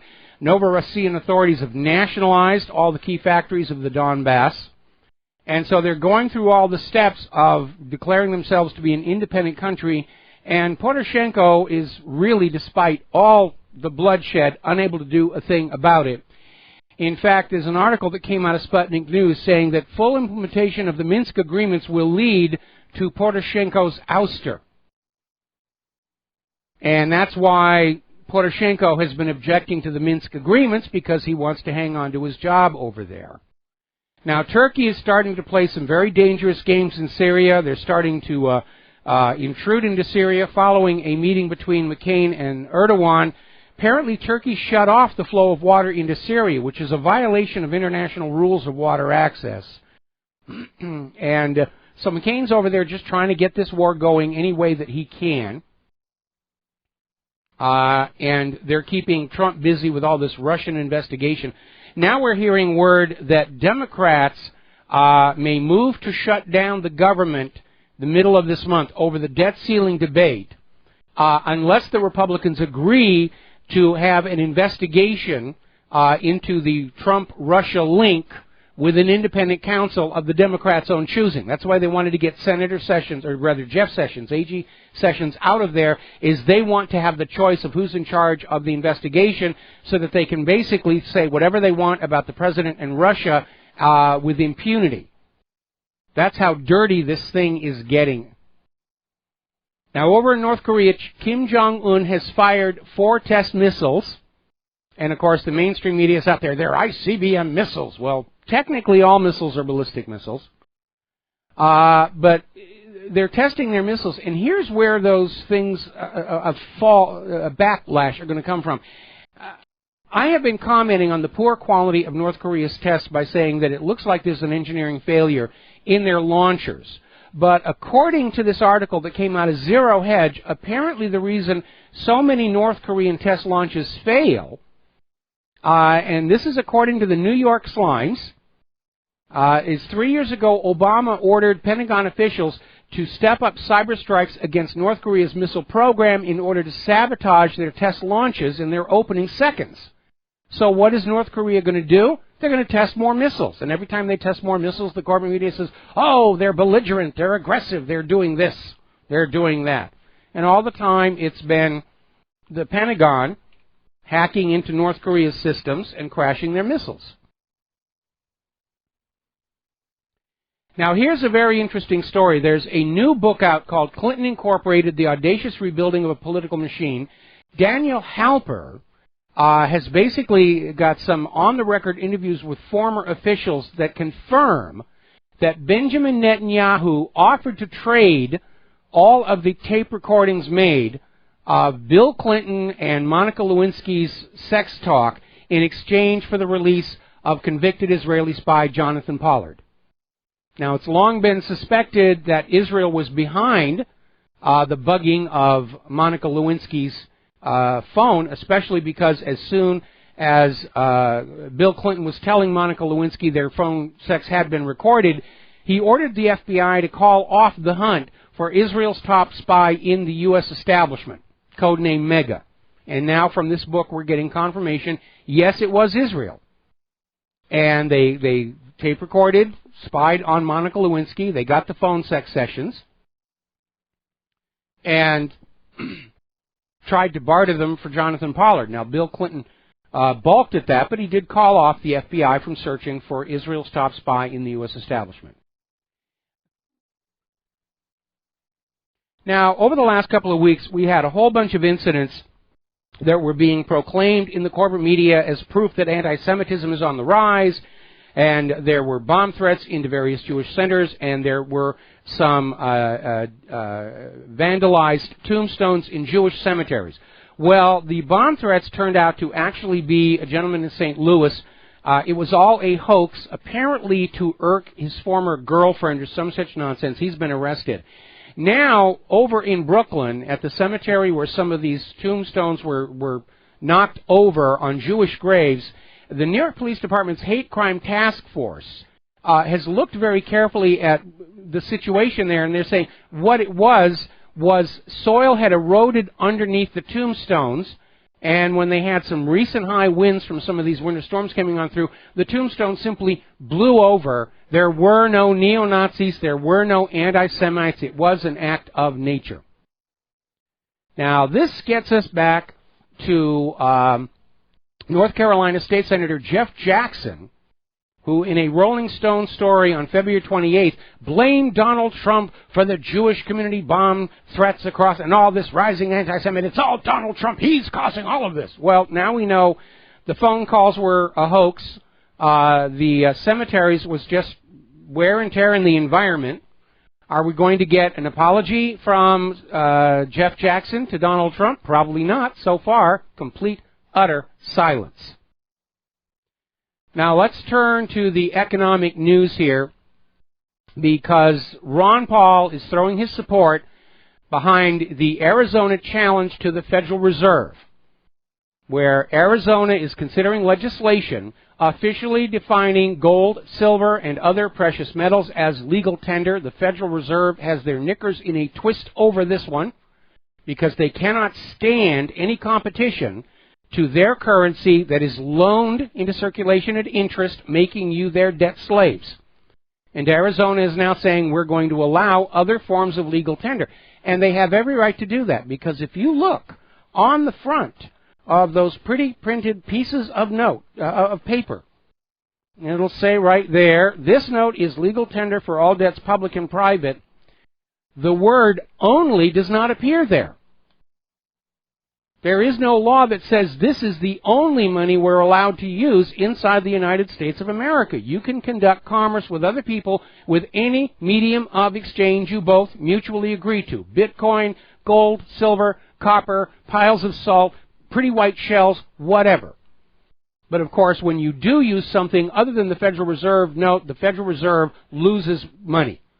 They lose their control over you, and that's why Arizona is taking a stand on this. And apparently there's going to be a bunch of rallies, and Ron Paul is going to be there. And I hope he's wearing his Kevlar, because if you've read my article, All Wars Are Bankers' Wars, people who threaten that monopoly of currency created out of thin air and loaned into circulation, bad things happen to them. Andrew Jackson, Abraham Lincoln, John F. Kennedy. The private central bankers will do anything, blackmail anybody, kill anybody, start wars to maintain this scam with which they have looted and enslaved the human race for 300 years. Now, another story coming out of Sputnik News. European banks risk facing a collapse worse than the 2008 financial crisis. Why? Because nobody learned from the 2008 financial crisis, and they're back to this idea of we can just run the debt up, and somebody in the future will take care of it. We don't have to worry about it. But that's the trap of private central banking. I wrote another article about that called The 11th Marble, which is apparently one of the most copied and forwarded stories we ever wrote from this website. Deutsche Bank is looking at a meltdown. They went on out to try and raise almost £7 billion in new funding, and apparently the price of their stocks plunged. So they're in serious trouble, and part of that, of course, is Deutsche Bank's poor performance, and of course all these stories that are appearing in the media over the last several years about all the crimes and corruptions centered on Deutsche Bank. And all these mid-level Deutsche Bank officials who keep meeting with strange deaths. Now, you've been hearing a lot of China bashing in the economic media over the last several months here, but apparently the numbers are now in, and China has just unseated the Eurozone as the world's largest banking system. And it reveals China's increasing global influence, which of course is a threat to the Western banking system, and why, along with Russia, the U.S. is trying to make war with China over North Korea, the South China Sea, whatever it takes there, calling them bad names. The indications in this country are still very negative. Core factory orders growth slows to 6-month lows. In other words, factory orders for new products are in decline. People aren't buying new things at the end of the payment period or when the new improved model comes on out. People are hanging on to their appliances, their devices as long as they possibly can, just because they don't really have the money to go on out and buy new stuff. I'm having to buy a new mixer today, but that's because this mixer is literally on death's door. Now, apparently, Macy's was looking at a possible merger with Hudson's Bay as a way of getting out of their financial difficulty, but as of last report, the talks of a merger have reached an impasse and are not expected to proceed any further. Meanwhile, China, Russia, and India are buying gold like crazy. They know that when all this paper, fiat, imaginary, fairy tale currency, debt-based currency stops working, hard money is going to be king of the universe. Now then, earlier today, Trump officials revealed the new travel ban. They've made several changes to it. They have tried to craft it so it's immune from legal challenges, which isn't going to stop the liberal Democrats from trying to tangle it up in court, get it over to that Ninth Circus Court of Appeals. And the new travel order leaves Iraq off the list, but still affects Iran, Syria, Somalia, Sudan, Yemen, and Libya. Current legal residents are exempt, but it will affect new applicants for visas coming on into the country. And already the liberal Democrats are whining, no, there's a God-given right for other people to come to this country whenever they want. Actually, there certainly is not such a thing in the Constitution of the United States of America. Now, because of Trump's crackdown on illegal immigrants in the United States, some are being deported back down across Mexico. Others are skedaddling to Canada. And Canada's border is seeing a surge in illegal immigrants crossing in from the U.S. And I love the way this story, which appeared in ABC News, put it on out there. These are among a growing number of asylum seekers and other migrants trekking on snow and ice to cross over the United States border into Canada.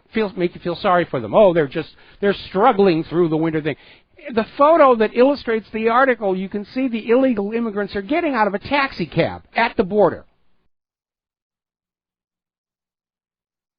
Meanwhile, up in Canada, students and parents are basically confirming refugee children, newly arrived refugee children, are choking and slapping their schoolmates, and it's being covered up.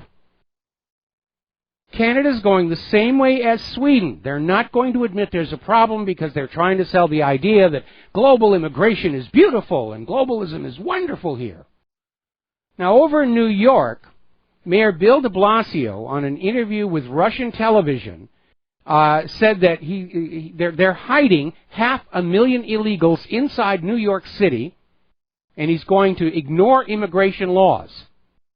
This puts him in violation of Title VIII, and that should put him in jail for 5 years for every single count. Now, 5 years times 500,000, that's a really long time in jail. Katie Hopkins is up there reporting in Sweden, saying that there are now 55 no-go zones in Sweden where emergency services cannot go without police escorts.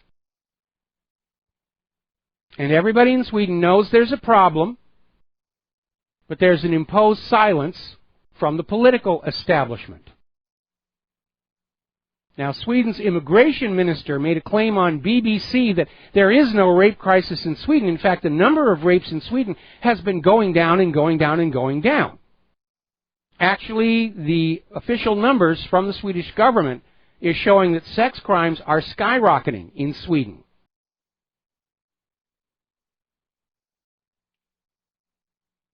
And they're just lying about it because they're trying to hide the fact that this push toward a new world order, global government, everyone blended together, is bringing with it a lot of culture clash problems. There was another article out there where women in Sweden right now are at more risk of being raped than women in Mosul.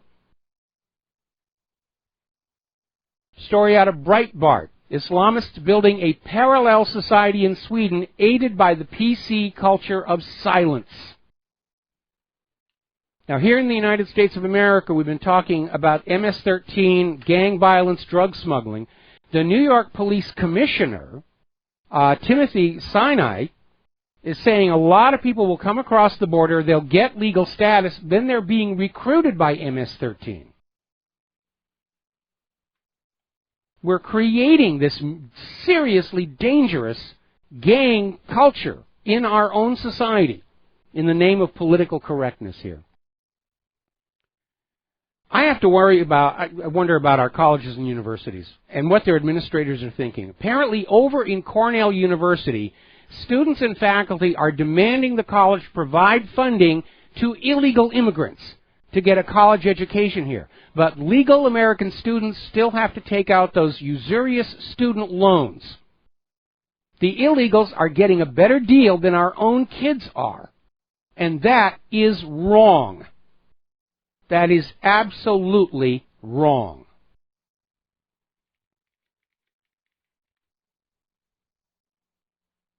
Now then, down in South Africa, and we saw this before in Zimbabwe, where these nations broke free of white rule apartheid, which is a good thing, but it led to a situation of discrimination in reverse. And we saw over in Zimbabwe where the white people were simply stripped of their wealth. And it didn't help anyway because Zimbabwe destroyed their economy. Now South Africa's president is openly calling for the confiscation of all white-owned land without compensation whatsoever. And when you listen to all these black activists screaming about slavery reparations, you have to understand it can happen here. We'll be right back. And aloha, America. Welcome back to the show here. And we're now getting a story. Apparently, defrauded bank investors and civil activists have stormed Ukraine's cabinet of ministers in Kiev, demanding the immediate impeachment of Poroshenko. So Kiev may be in play over there. Now then, getting on back to political correctness in education. And apparently a survey is showing that 80% of Britain's university lecturers are ultra-left-wing. Well, certainly that's true here in the United States of America. And basically they're saying that universities in Great Britain are at risk of developing a dysfunctional atmosphere and of practicing censorship because scholarship is now dominated with left-wing views. And we have exactly the same thing in this country.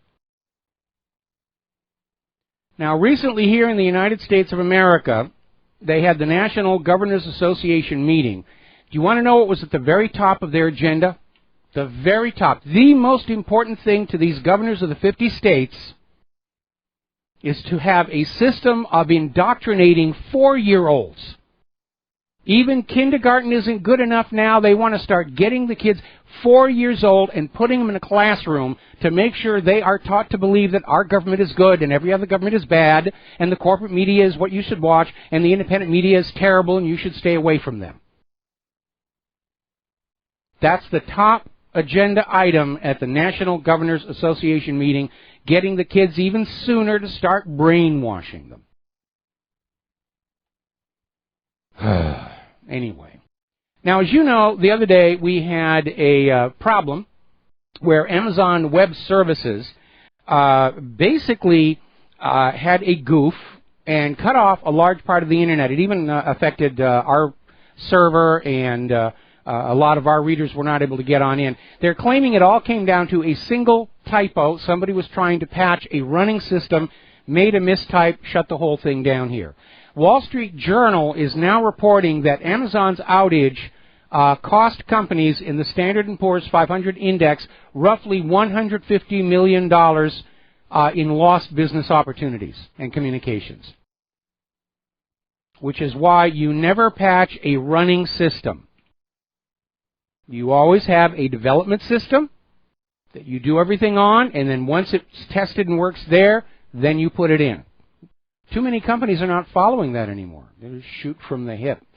Apparently over in Great Britain, there is a scourge of extortionists that are targeting British webcam users.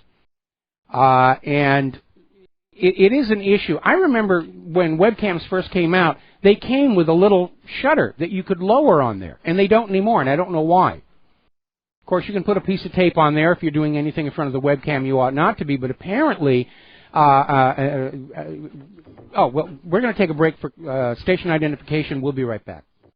And aloha, America. Welcome back to our show, hour number 3 here.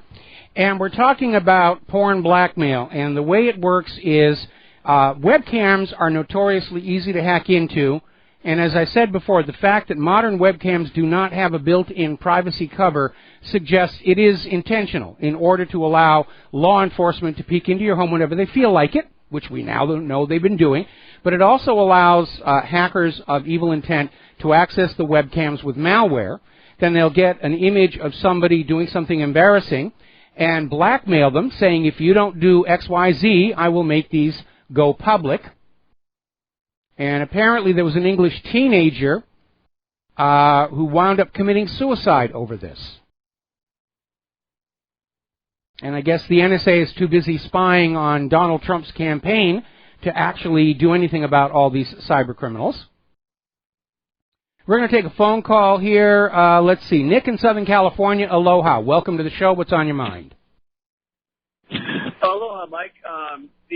That webcam extortion? Yes. That was predicted by a show that you brought up. It's called Black Mirror. Well, it's been a problem all along ever since webcams first surfaced. In fact, at one point there was a big stink because Google actually allowed you to craft a search string that would simply hunt for webcams. And they took that down because a lot of people were complaining that their webcams were being accessed. You know, people who live in a small apartment, they don't have any privacy in front of that webcam. Well, the reason I even brought it up was there are 3 things that you've talked about on the show that were predicted by Black Mirror. There's this extortion of the webcam. There's a whole episode on it, and it literally is what you just described. We got you doing this. Now you have to go do these things. There's another one where the beads being replaced by electronic beads. That was on the newest season, and they used that for surveillance as a secret.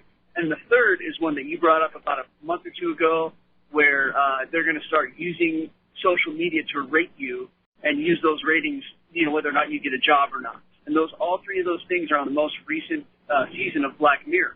So I thought it was really interesting that show is so darkly prophetic. Well, the problem with using social media to determine employment is the same thing that you have with using social media to gather intelligence. Everybody lies on social media.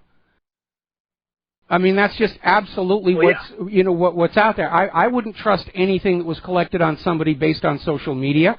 Everybody lies on social media, especially if they're trying to get a hot date for the weekend. Well, everybody lies on their resume too, but I suppose social media is even more dangerous. But that's all I had, Mike. I figured that Black Mirror being so predictive of these things that you talk about on the show, it makes you wonder who's writing that show, Black Mirror. Well, I think anybody who's studied what's going on in this country is going to be able to sort of forecast forward and say this is how this stuff can be used for ill intent.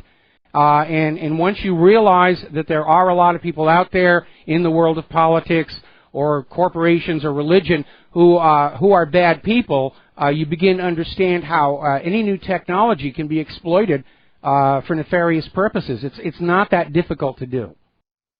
Okay? Yeah, it kind of seems. I appreciate that, Mike. That's what I had, and thank you for your show and everything that you do. All right, thanks an awful lot. We're going to let you go here.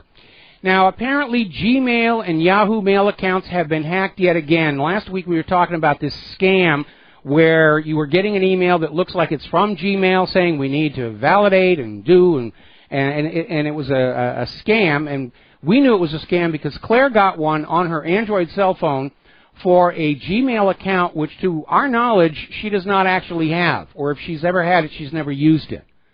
But you need to check your security settings. You need to be changing your passwords all the time. And by the way, the last thing you should use is any of those online password saving systems. You've probably seen those websites, just all your passwords in one place. You can log in here from any device and all your passwords. What a wide open way to have all your passwords stolen. And it really is ridiculous. Now, there's been apparently another case where the Department of Justice was prosecuting a child porn case, and evidently the question of the chain of evidence came up. And the chain of evidence apparently involved this very classified piece of software the Department of Justice has that allows them to track you through Tor, which is supposed to be this onion browser to guarantee anonymity, and it doesn't. But rather than allow this code to be made public in a court of law, the Department of Justice dismissed the child porn case. And this is a very tricky one, because I'd like to see child porn cases prosecuted. But at the same time, this out-of-control government intrusion needs to stop. The problem is that under the last couple of administrations, we're seeing this surveillance state, instead of being targeted on those who are suspected of doing something wrong, it's simply being used to blanket surveillance everybody. And that is a violation of the Fourth Amendment. It absolutely is. All right, we're going to do a shout-out now to our on-air affiliates who are just now rejoining our network. Now, the vaccine manufacturers are in full bore right now. They're trying to force their agenda through. Right now, there are 134 vaccine bills introduced in 35 states, all of them calling for forced vaccinations. You will have these needles stuck into you. You are not allowed to refuse. What's in the needles? I don't know. How do you know it's not harmful? I don't. What about all the evidence the vaccines are harmful? Well, we don't care if they're harmful or not. It's the law. You must have them. All about the money. Article coming out of John Rappaport. He's talking about how every time there is actually a research report on dangerous medical drugs, the corporate media will ignore it. And we know why. Big pharmaceutical corporations have huge advertising budgets on which corporate media are dependent. By the way, did you know that the United States is only one of 3 industrialized nations that allows advertising for prescription medications on the media? Most of the other nations have banned it because of all the problems it creates. So you'll see an article about this drug is dangerous, and then it disappears. It's Orwellized. And months later, people are saying, did I really read that? I'm not sure anymore. And apparently there was a report by the Institute for Safe Medication Practices, and it calculated that in 2011, prescription drugs were associated with 2 to 4 million people in the United States experiencing serious, disabling, or fatal injuries, including 128,000 deaths. Meaning you are more likely to be killed by your doctor and its prescription medication than you are by a terrorist or a gun owner. But the story gets suppressed, even though this research article was derived from the FDA's own database of adverse medical drug events. So the FDA knows this is a problem. And what it amounts to is legalizing medical murder for the sake of a fast buck. Now let's talk about Fukushima, because that has definitely turned into the gift that keeps on giving. Many at Fukushima are now suffering brain damage. One of the workers at Fukushima trying to deal with this thing has developed 3 different types of cancer in a single year. And apparently the Japanese government has set up a special secret hospital for those who have been made sick by radiation exposure. They don't want the public to have access. They don't want the media to have access. They're basically taken away to someplace secret. And I'm sure that mostly it's just palliative care, taking care of the pain, because there's nothing that you can do for them. Now, there's actual list, technologypals.com actually had a list on fatalities and injuries resulting from the Fukushima nuclear catastrophe. It's a very long list, and it's important to look at because now the government of Japan is trying to convince the Japanese people the problem is all gone, and it is now safe to move back into Fukushima and start manufacturing and growing food and supporting the tax base. Now, some of those fission isotopes do fade away very quickly, very short half-lives. Some of them do not. Some of those radioisotopes have half-lives measured in thousands and thousands of years.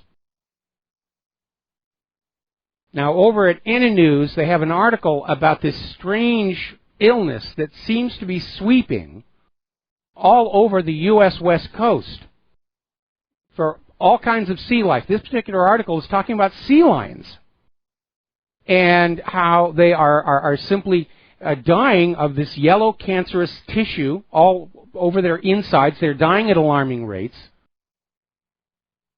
And they're calling it a mysterious cancer. But over in another article in a news, they're saying there's no mystery to this at all. The radiation pouring into the Pacific Ocean is starting to give cancer to the ocean life.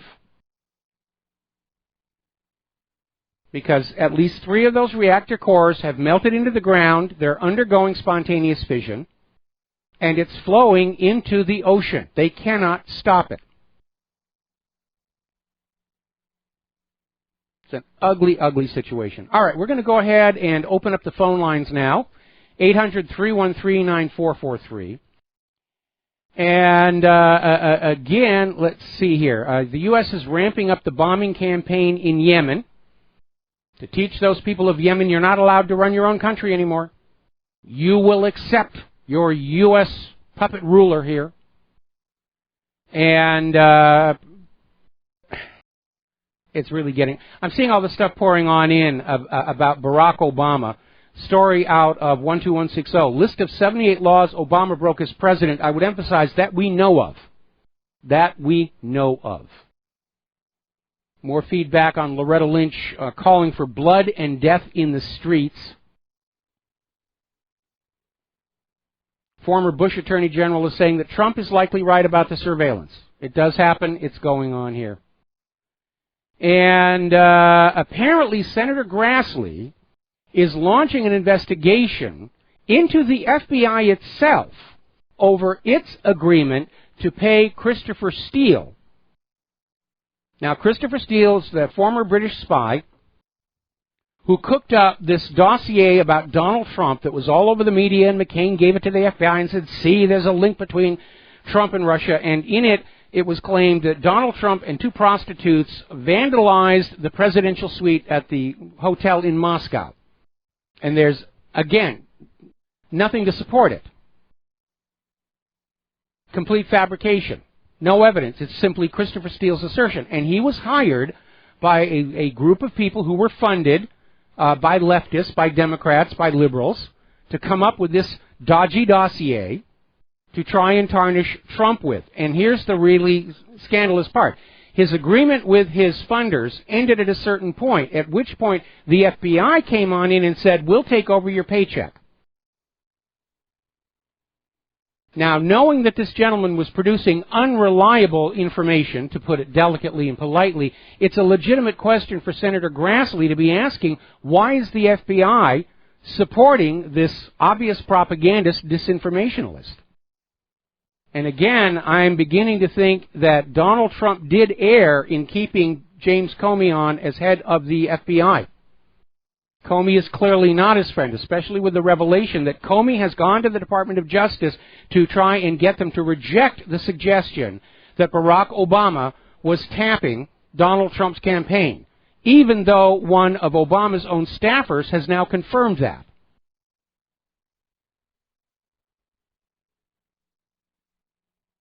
So, Sean Hannity is out there saying that the propaganda media is going all in on the Russian conspiracy theory. It's about all they've got left. They're trying to get us back to the Cold War. They're trying to revive McCarthyism. They're trying to say Donald Trump is a Russian stooge. He's the Moscow candidate. And they're pushing as hard as they can because, frankly, it is all that they've got. They have been trying to find dirt on Donald Trump ever since he announced his campaign. Remember when they were pushing this story about how Donald Trump's father was arrested at a KKK riot? Ooh, see, it proves he's a racist, he's this, he's that. And going back to the original story, first of all, it wasn't even clear that Trump's father was at the KKK riot. He just happened to be there and arrested, and he was immediately released, which means he hadn't done anything. And this happened 9 years before Donald Trump was even born. That's how desperate they were to try and find something on him. Remember when they were getting all these bimbos to come forward and say, oh, he's groped me, he did this, he did that. And that all fell apart. Remember when they had that Jane Doe that was trying to claim that Donald Trump had been on Jeff Epstein's island sexually molesting her? And they filed a lawsuit out in California. And that fell apart when it turned out that they couldn't actually prove that the plaintiff really existed. The address given for the plaintiff was a boarded-up house. The phone number given for the plaintiff was disconnected and had previously belonged to a dentist. And it fell apart. What did they do? Went to New Jersey and refiled the lawsuit there. Not because they were going to win, but because it gave the corporate media more grist for the mill. Oh, Trump is being sued for raping an underage girl. Now, at some point, of course, we get to this little media who cried Russia too many times. People are tuning out. The polling numbers are showing it. It just isn't working. They're not getting traction. But they've run out of anything else that they can use. Now, we're hearing from Christopher Ruddy. Apparently, he met with Donald Trump down at the Winter White House in Florida. And Ruddy is reporting Donald Trump is absolutely furious, and he ought to be. And as I've been saying before, Trump needs to stop being defensive on all these Russia things, and he needs to regain the initiative, and Obamagate is it. He has got to focus on this. He's got to push it as hard as he can. He's got to use his authority as President of the United States to get investigations going. And Trey Gowdy was absolutely right when he was on Fox News earlier today. All of the paperwork for all of this is now under the control of the Trump administration. See, here's where it's different than the Watergate scandal. Richard Nixon and his creep played dirty tricks, wiretapped people, slush fund, and all of that so that Nixon could win re-election. And they succeeded. They got rid of any Democrat who posed a real chance against Richard Nixon so that Nixon could run against George McGovern. And Nixon defeated George McGovern by one of the biggest landslides in U.S. history. And because Nixon had regained the White House, he had the power and authority to keep things covered up. The situation now is different. Those who were wiretapping, slush funding, lying, propaganda, bribe, all of that stuff, they lost their gamble. Hillary is not in that White House. And that means they don't have the authority of the White House to keep the lid on things. They've still got some players on the inside, like James Comey just demonstrated he is. But Trump needs to use this opportunity to regain the initiative, go on the warpath. This is his golden opportunity to reverse the trend, to push back on the deep state, on the corporate media, on Hillary's people, on all of these liberal Democrats, on all these New World Orderists who are conspiring together against the elected President of the United States of America. So if anyone from the Trump campaign or the White House is listening to me, and I assume there's one or two of you, this is the time when Trump needs to get manly. He needs to get angry. He needs to show leadership rather than business acumen. He's got the authority of the presidency. The law is on his side. He's got to use them. He's got to send a message. He's not going to sit there and play rope-a-dope anymore. He's going to have to really, really push. This is his opportunity. And because the corporate media is going to try and cover this up, it is up to us in the independent media to push this story forward as hard as we can. The battle is joined. The glove is up. We'll be right back after these words from our sponsors. And Aloha, America. Welcome back to our show here. And obviously the liberal Democrats are in a total panic about Obamagate because they have not let up on my server for more than a few minutes during the entire course of our program. So, as the old saying goes, when you're catching flack, you know you're over the target. So we're catching a lot of flack right now. We're over the target. And we're going to keep on pounding that target just as hard and as long as we can. Because this is a new Watergate scandal. It's even worse than Watergate. I had a listener who wrote on in to correct me. Apparently, direct-to-consumer advertising of prescription medication is only allowed in 2 countries. The United States is one. New Zealand is the other. Every other country has prohibited it because of the abuses that resulted from it. We're going to take a phone call here. Mark in North Carolina. Aloha. Welcome to the show. What's on your mind? Hey, Mike. Mike, a couple of things. One is, was I right about Comey or what?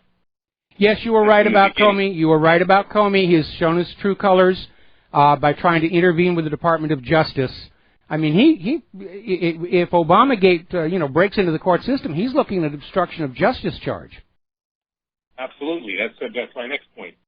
I think what President Trump needs to do, and he needs to work, of course, together with the Justice Department, and that is start taking the initiative. He has, first of all, I think he should indict Brennan, the former CIA head, Clapper, the DNI guy, and fire Comey and then indict him for obstruction of justice, leaking information, illegal wiretaps. I think Comey was involved in that also. So he needs to do that. Once he gets these 3 clowns, I think they're going to start to sing. Once they start to sing, maybe we can really get Obama. Now, he's got enough to go after Hillary already. Yes. He should not even hesitate. I mean, that should be par for course. He's got enough to put her away probably for the rest of her life. But he needs to go after Obama now. This has gone too far. We cannot let this happen. No, we cannot. We can't. And I would like to remind the Trump people listening to this show that one of the reasons we elected you into that office was to drain the swamp and to lock Hillary up, because we all know what the Clintons and the Bushes and that corrupt machine are like, and one of your primary campaign promises was to clean that mess up, and you need to start doing it, and this is your golden opportunity. And again, if Jeff Sessions is forced to step down as Attorney General, I think they ought to put Trey Gowdy in there. And by the way, Representative Chaffetz is out there saying they're going to be looking hard at this wiretapping claim. As of the last word, Obama's current press secretary is saying, I don't remember anything about wiretaps one way or the other. So they're already starting to pull back to make sure that they can't be caught on anything that they're saying that could lead to eventual perjury. But again, remember, on Inauguration Day, January 20th, the New York Slimes, on the front page above the fold, ran a story saying that Trump's aides were being wiretapped. So, yeah, it's there. I even remember when this all started, if they say it goes back to July. In July is the time that I've warned people about Glenn Beck time and time again. He was saying that Manafort, the guy who was in charge of Trump's campaign before? Yes. And Manafort and Roger Stone were really Russian agents, that they were being paid by Russians, that they had connections to Russia. And this is what I personally don't know whether he got this information from his buddies in the CIA or whether he got it somehow else. He has a thing about, I don't know if you ever heard of Alexander Dugin. He keeps saying, Dugin is responsible for just about everything short of people having bad breath around the world, Mm-hmm. Not like that would be a guy I'd love you to have on as a guest. I mean, that would be great. Alex Jones had him on already. The guy is brilliant. He's Professor Dr. Alexander Dugin. Yes. Brilliant man. Anyway, but this has been obvious from the get-go that they were going to try this Russian thing. Now, here's another thing I think Trump should do. Now, hang on. Before you do that, and I'm going to have to take you to the commercial break, it's looking more and more like this whole idea of linking Trump to Russia may have originated with Obama himself, because all the lines of communication seem to spread out from that whole situation. And it's sort of like the old story about Lyndon Johnson accusing his opponent of sexual congress with barnyard animals. All right, well, listen, we've got to take a break for commercials. Mark, do not hang up. I'm coming back to you after these words from our sponsors. And aloha, America. Welcome back to our show here. We're talking with Mark in North Carolina. We're talking about Donald Trump having an opportunity to seize the initiative against this conspiracy by the corporate media, by the Hillary campaign, by the liberal Democrats, by George Soros, by the intelligence agencies to oust him because he is such an impediment to the goals of the New World Order, and of course, more immediately, with a president who is not under control, there could be prosecutions for all the crimes that have been going on for the last 30 years here. In fact, Steve Bannon is out there saying he would not be surprised if by the end of Trump's first term, we don't see multiple people from Obama's administration, if not he himself, in federal prison. And it's something that needs to be done. It needs to be done because for 30 years, this Bush-Clinton duocracy, this CIA cocaine cartel, has literally gotten away with murder. And it sets a bad example for our young people. It sets a bad example for the rest of the world. It's certainly not helping our image with the rest of the world to see this kind of chaos going on within our government and in our streets. All right, Mike? Yes. Yeah, I didn't even know that Bannon said that. That's right. When did he say that? Just today or It yesterday? just coming out today. Oh, that is great. That is awesome. The thing is, what I would do if I was Donald Trump right now is this. Like I said, I would get rid of Cooney, and then I would put Sheriff Clark in as the FBI director. I think he'd be excellent. Comey has to go. Comey has to go. There's no question about that. I was wrong when I thought that maybe Comey, because Comey, during that press conference about Hillary's email scandal, he went out and listed the Title 18 violations she'd committed, then said, we're not going to press charges. And I thought the fact that he made a point of getting those charges onto the public record, but no, with him reportedly going to the Department of Justice to get them to not look at this wiretapping. Of course, again, this wiretapping involving the FBI definitely involved him as well. It's his neck on the chopping block if this thing gets investigated. Now, as far as the next thing I would do if I was Donald Trump is this. I'd invite Vladimir Putin to the United States, and I'd go to a couple of rallies together with Putin. A lot of people in this country still seem to think, because of the fake news media, is that Russia is still a communist country. They're anything but. They're a very religious country, as a matter of fact, and Putin himself is a Eastern Orthodox Christian. Yes. A churchgoer at the same time. So people don't understand it. So they still think there's some kind of, like a Stalin's in charge or something like that. You should go to rallies. A lot of us in the alternate media or the independent media know that's not true. But there are a lot of people, unfortunately, who still believe that. Now, the next thing you should do is then go to Russia and do the same thing. Have a couple of rallies. Let people understand that the United States and Russia has way more in common than we do with the European Union. The European Union, to me, is the new Soviet Union on steroids.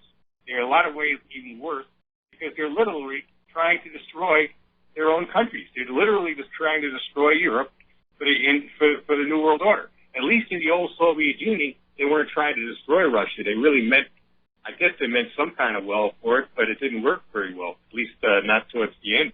It did. But at least they tried. I have an idea. I have a refinement on that first idea of yours. I don't think we need to tie up Putin and Trump in these rallies, which also, unfortunately, offer opportunities for assassination. When I was a kid, we used to have a program in school called Pen Pals, where you were trading addresses with people in other countries, and you'd write letters back and forth, and it was a way of growing awareness of other countries and other cultures, which I thought was a really good thing. Of course, the only the only postal addresses made available to us were in the friendly countries, Great Britain, France, and so forth and so on. But I think we need to start a campaign of encouraging we're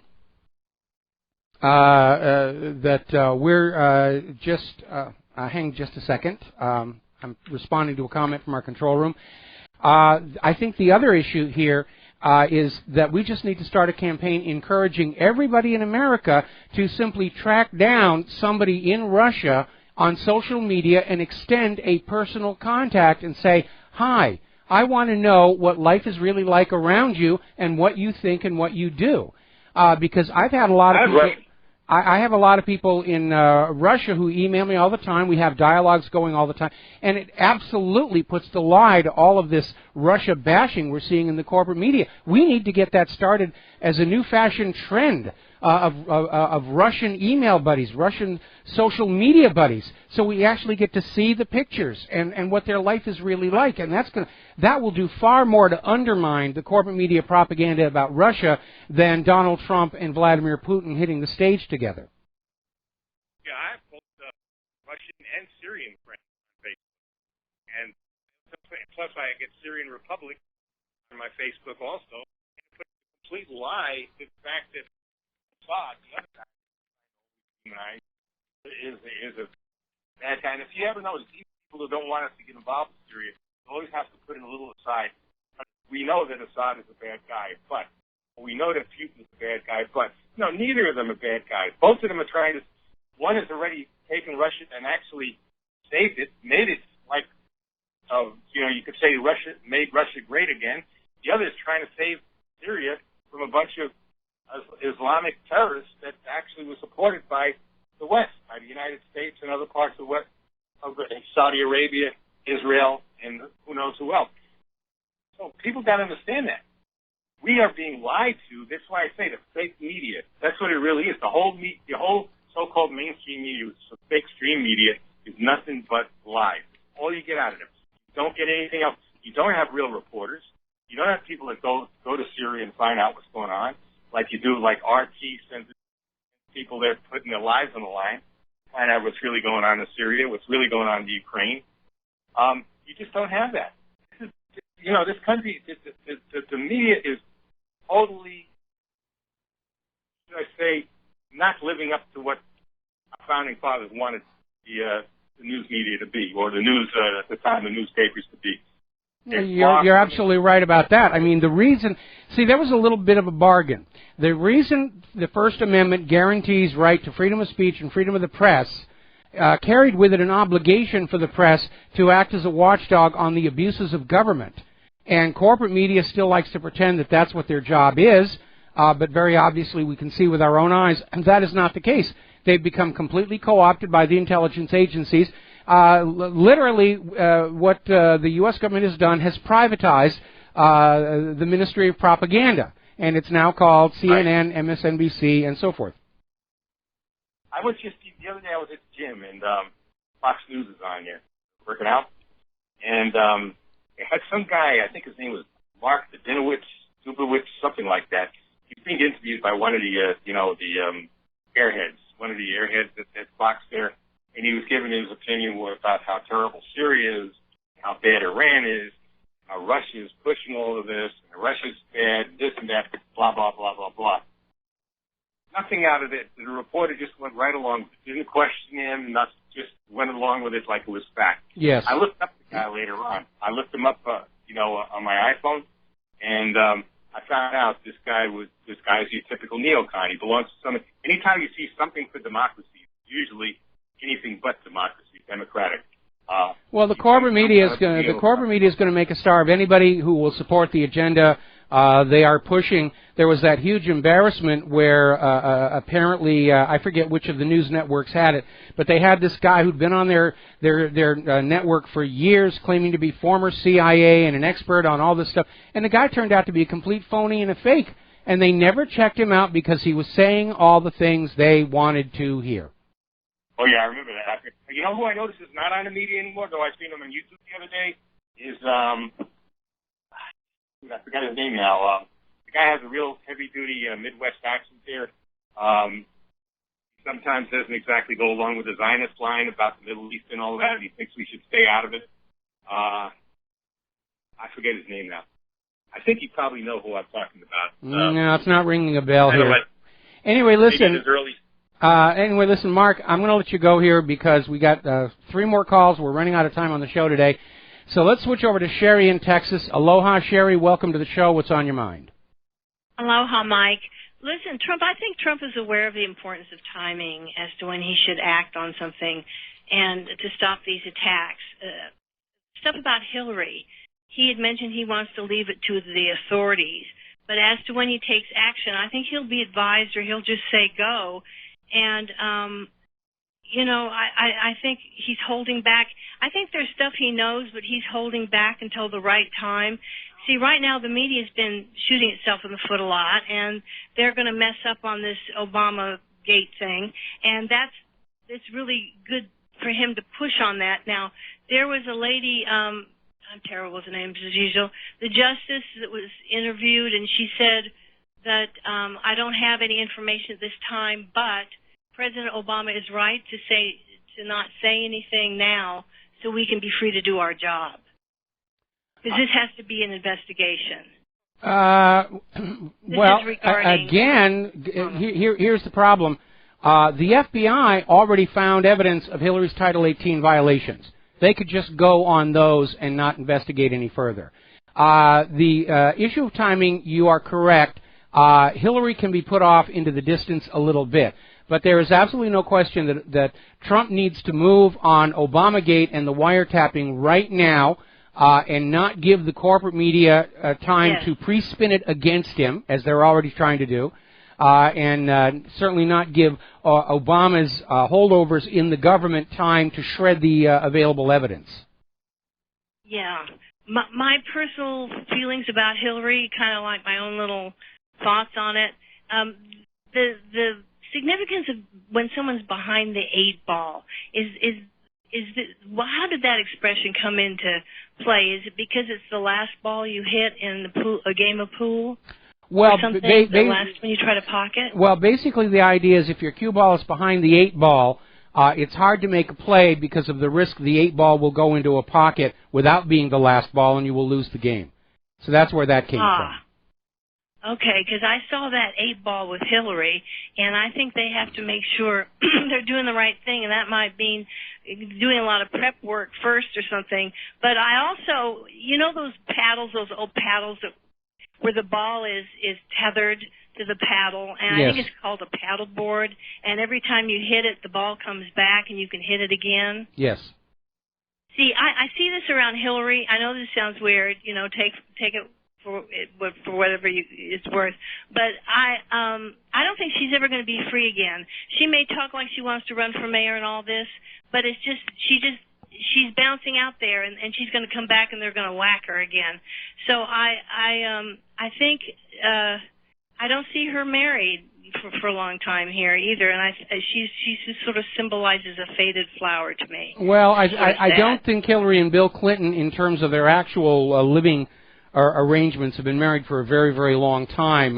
We keep hearing that both of them are having jollies outside, but that's kind of irrelevant at this point.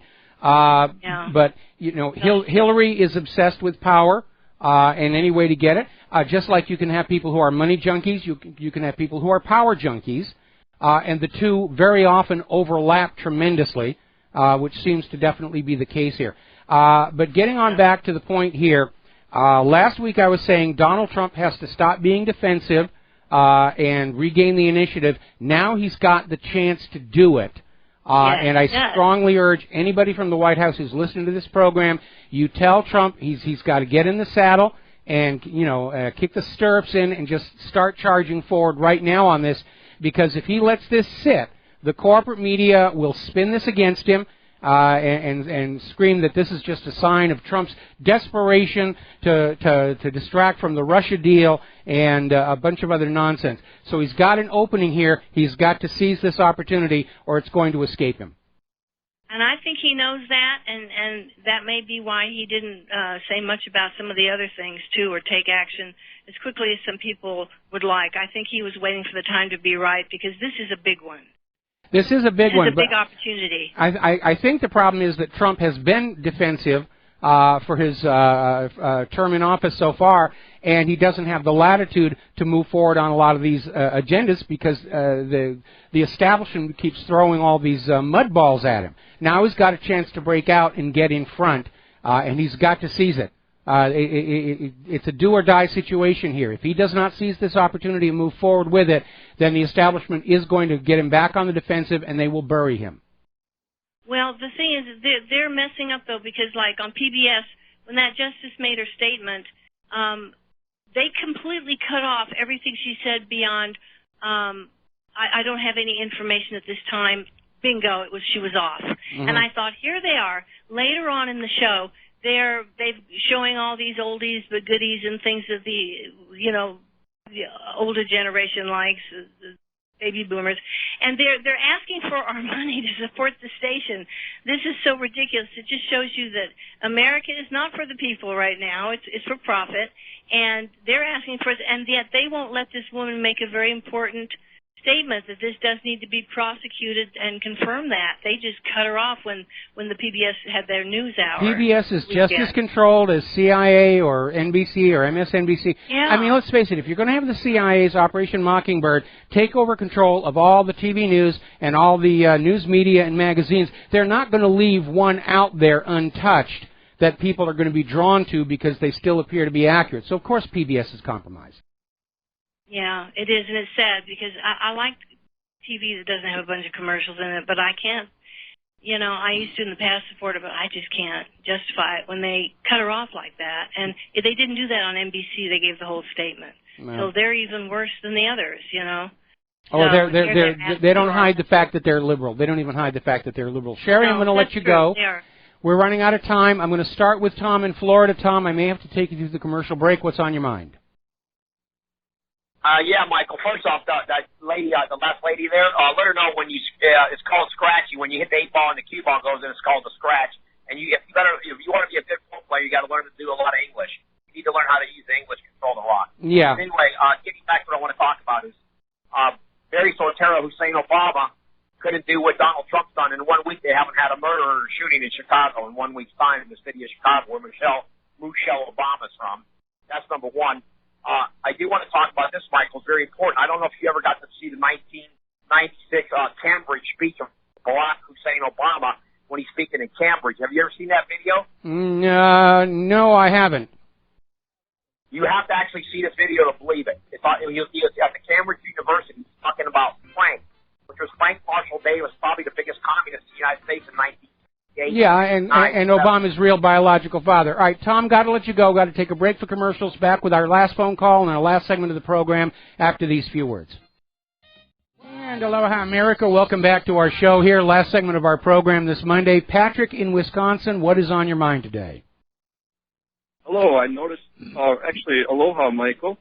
I noticed that you were talking about pen pals with Russia. Yes. And I have a website suggestion for everyone that would like to basically talk with Russian people.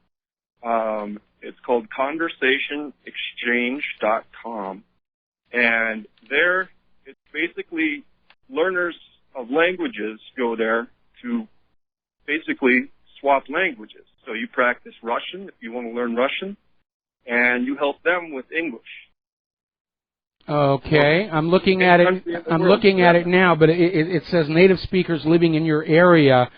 So this website would be finding people who speak Russian who live here in Hawaii. And by the way, most Russians speak very excellent English anyway, so I don't think that's as much of an issue. Well, actually, I think there are many Russians who would like to become more proficient with their English language. And I've been on it for about 3 years now, and I've actually been to Russia as a consequence and invited over there by friends that I've made through that website. Okay. It's a very good read. All right. Yeah. I'll go ahead and put it up there, and we'll people can come up. But you can find people in Russia just on social media. And, again, I get a lot of email from people in Russia.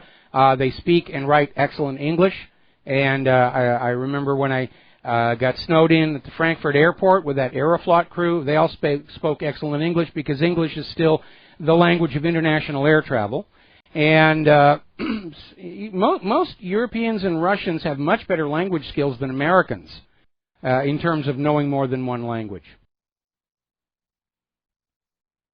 Most Americans, though, don't want to learn languages. No, they have that attitude. You should all learn our language, and now, of course, they're getting a taste of that same medicine from all the illegal immigrants streaming into this country saying, you should learn Spanish. We're here now, you should learn Spanish. Yes. Well, I thought I would mention that to you. Thank you very much, sir. You have a good night. All right, thanks an awful lot. We just put it on up there where people can find that. And again, social media, you can find people. All you have to do is just click the link that says you want to communicate with them directly. And just say, I'm an American citizen. I want to learn more about what Russians are really thinking and really doing, because I don't trust the corporate media anymore to give us the straight dope on what's going on out there. All righty, let's see. Another story here. Apparently the Roman Catholic Archdiocese of New York is hampering the sexual abuse bill that is being debated by state lawmakers. Basically the bill would relax one of the nation's tightest laws of limitations, or statute of limitations, on filing criminal charges against sexual abusers. Right now, if you don't file them immediately, it's past the statute of limitations, and the priests are off scot-free. The legislature wants to change that in light of how many victims have come forward only 10 or 20 years afterwards. And, of course, the Roman Catholic Archdiocese is saying, no, you can't do that. You pass that bill, and you're going to go to the dark regions, and you're going to burn for all eternity, and the devils will stick pitchforks in you. And we won't like you on top of all of that as well. All righty, we're coming up here basically at the end of the show. There's the music, and I got to head on off and do Jim Goddard's show up there in Vancouver. We'll be back here tomorrow on the Republic Broadcasting Network. We're working on getting our sound working smoothly. I'm going to be getting a new mixer this afternoon, so that's going to clean up things from this end as well. So we'll see you tomorrow. Have a good evening, and keep pushing on Obamagate. We have to force it onto the public mind before the corporate media can convince them it's nonsense. We'll be back tomorrow. Aloha, America.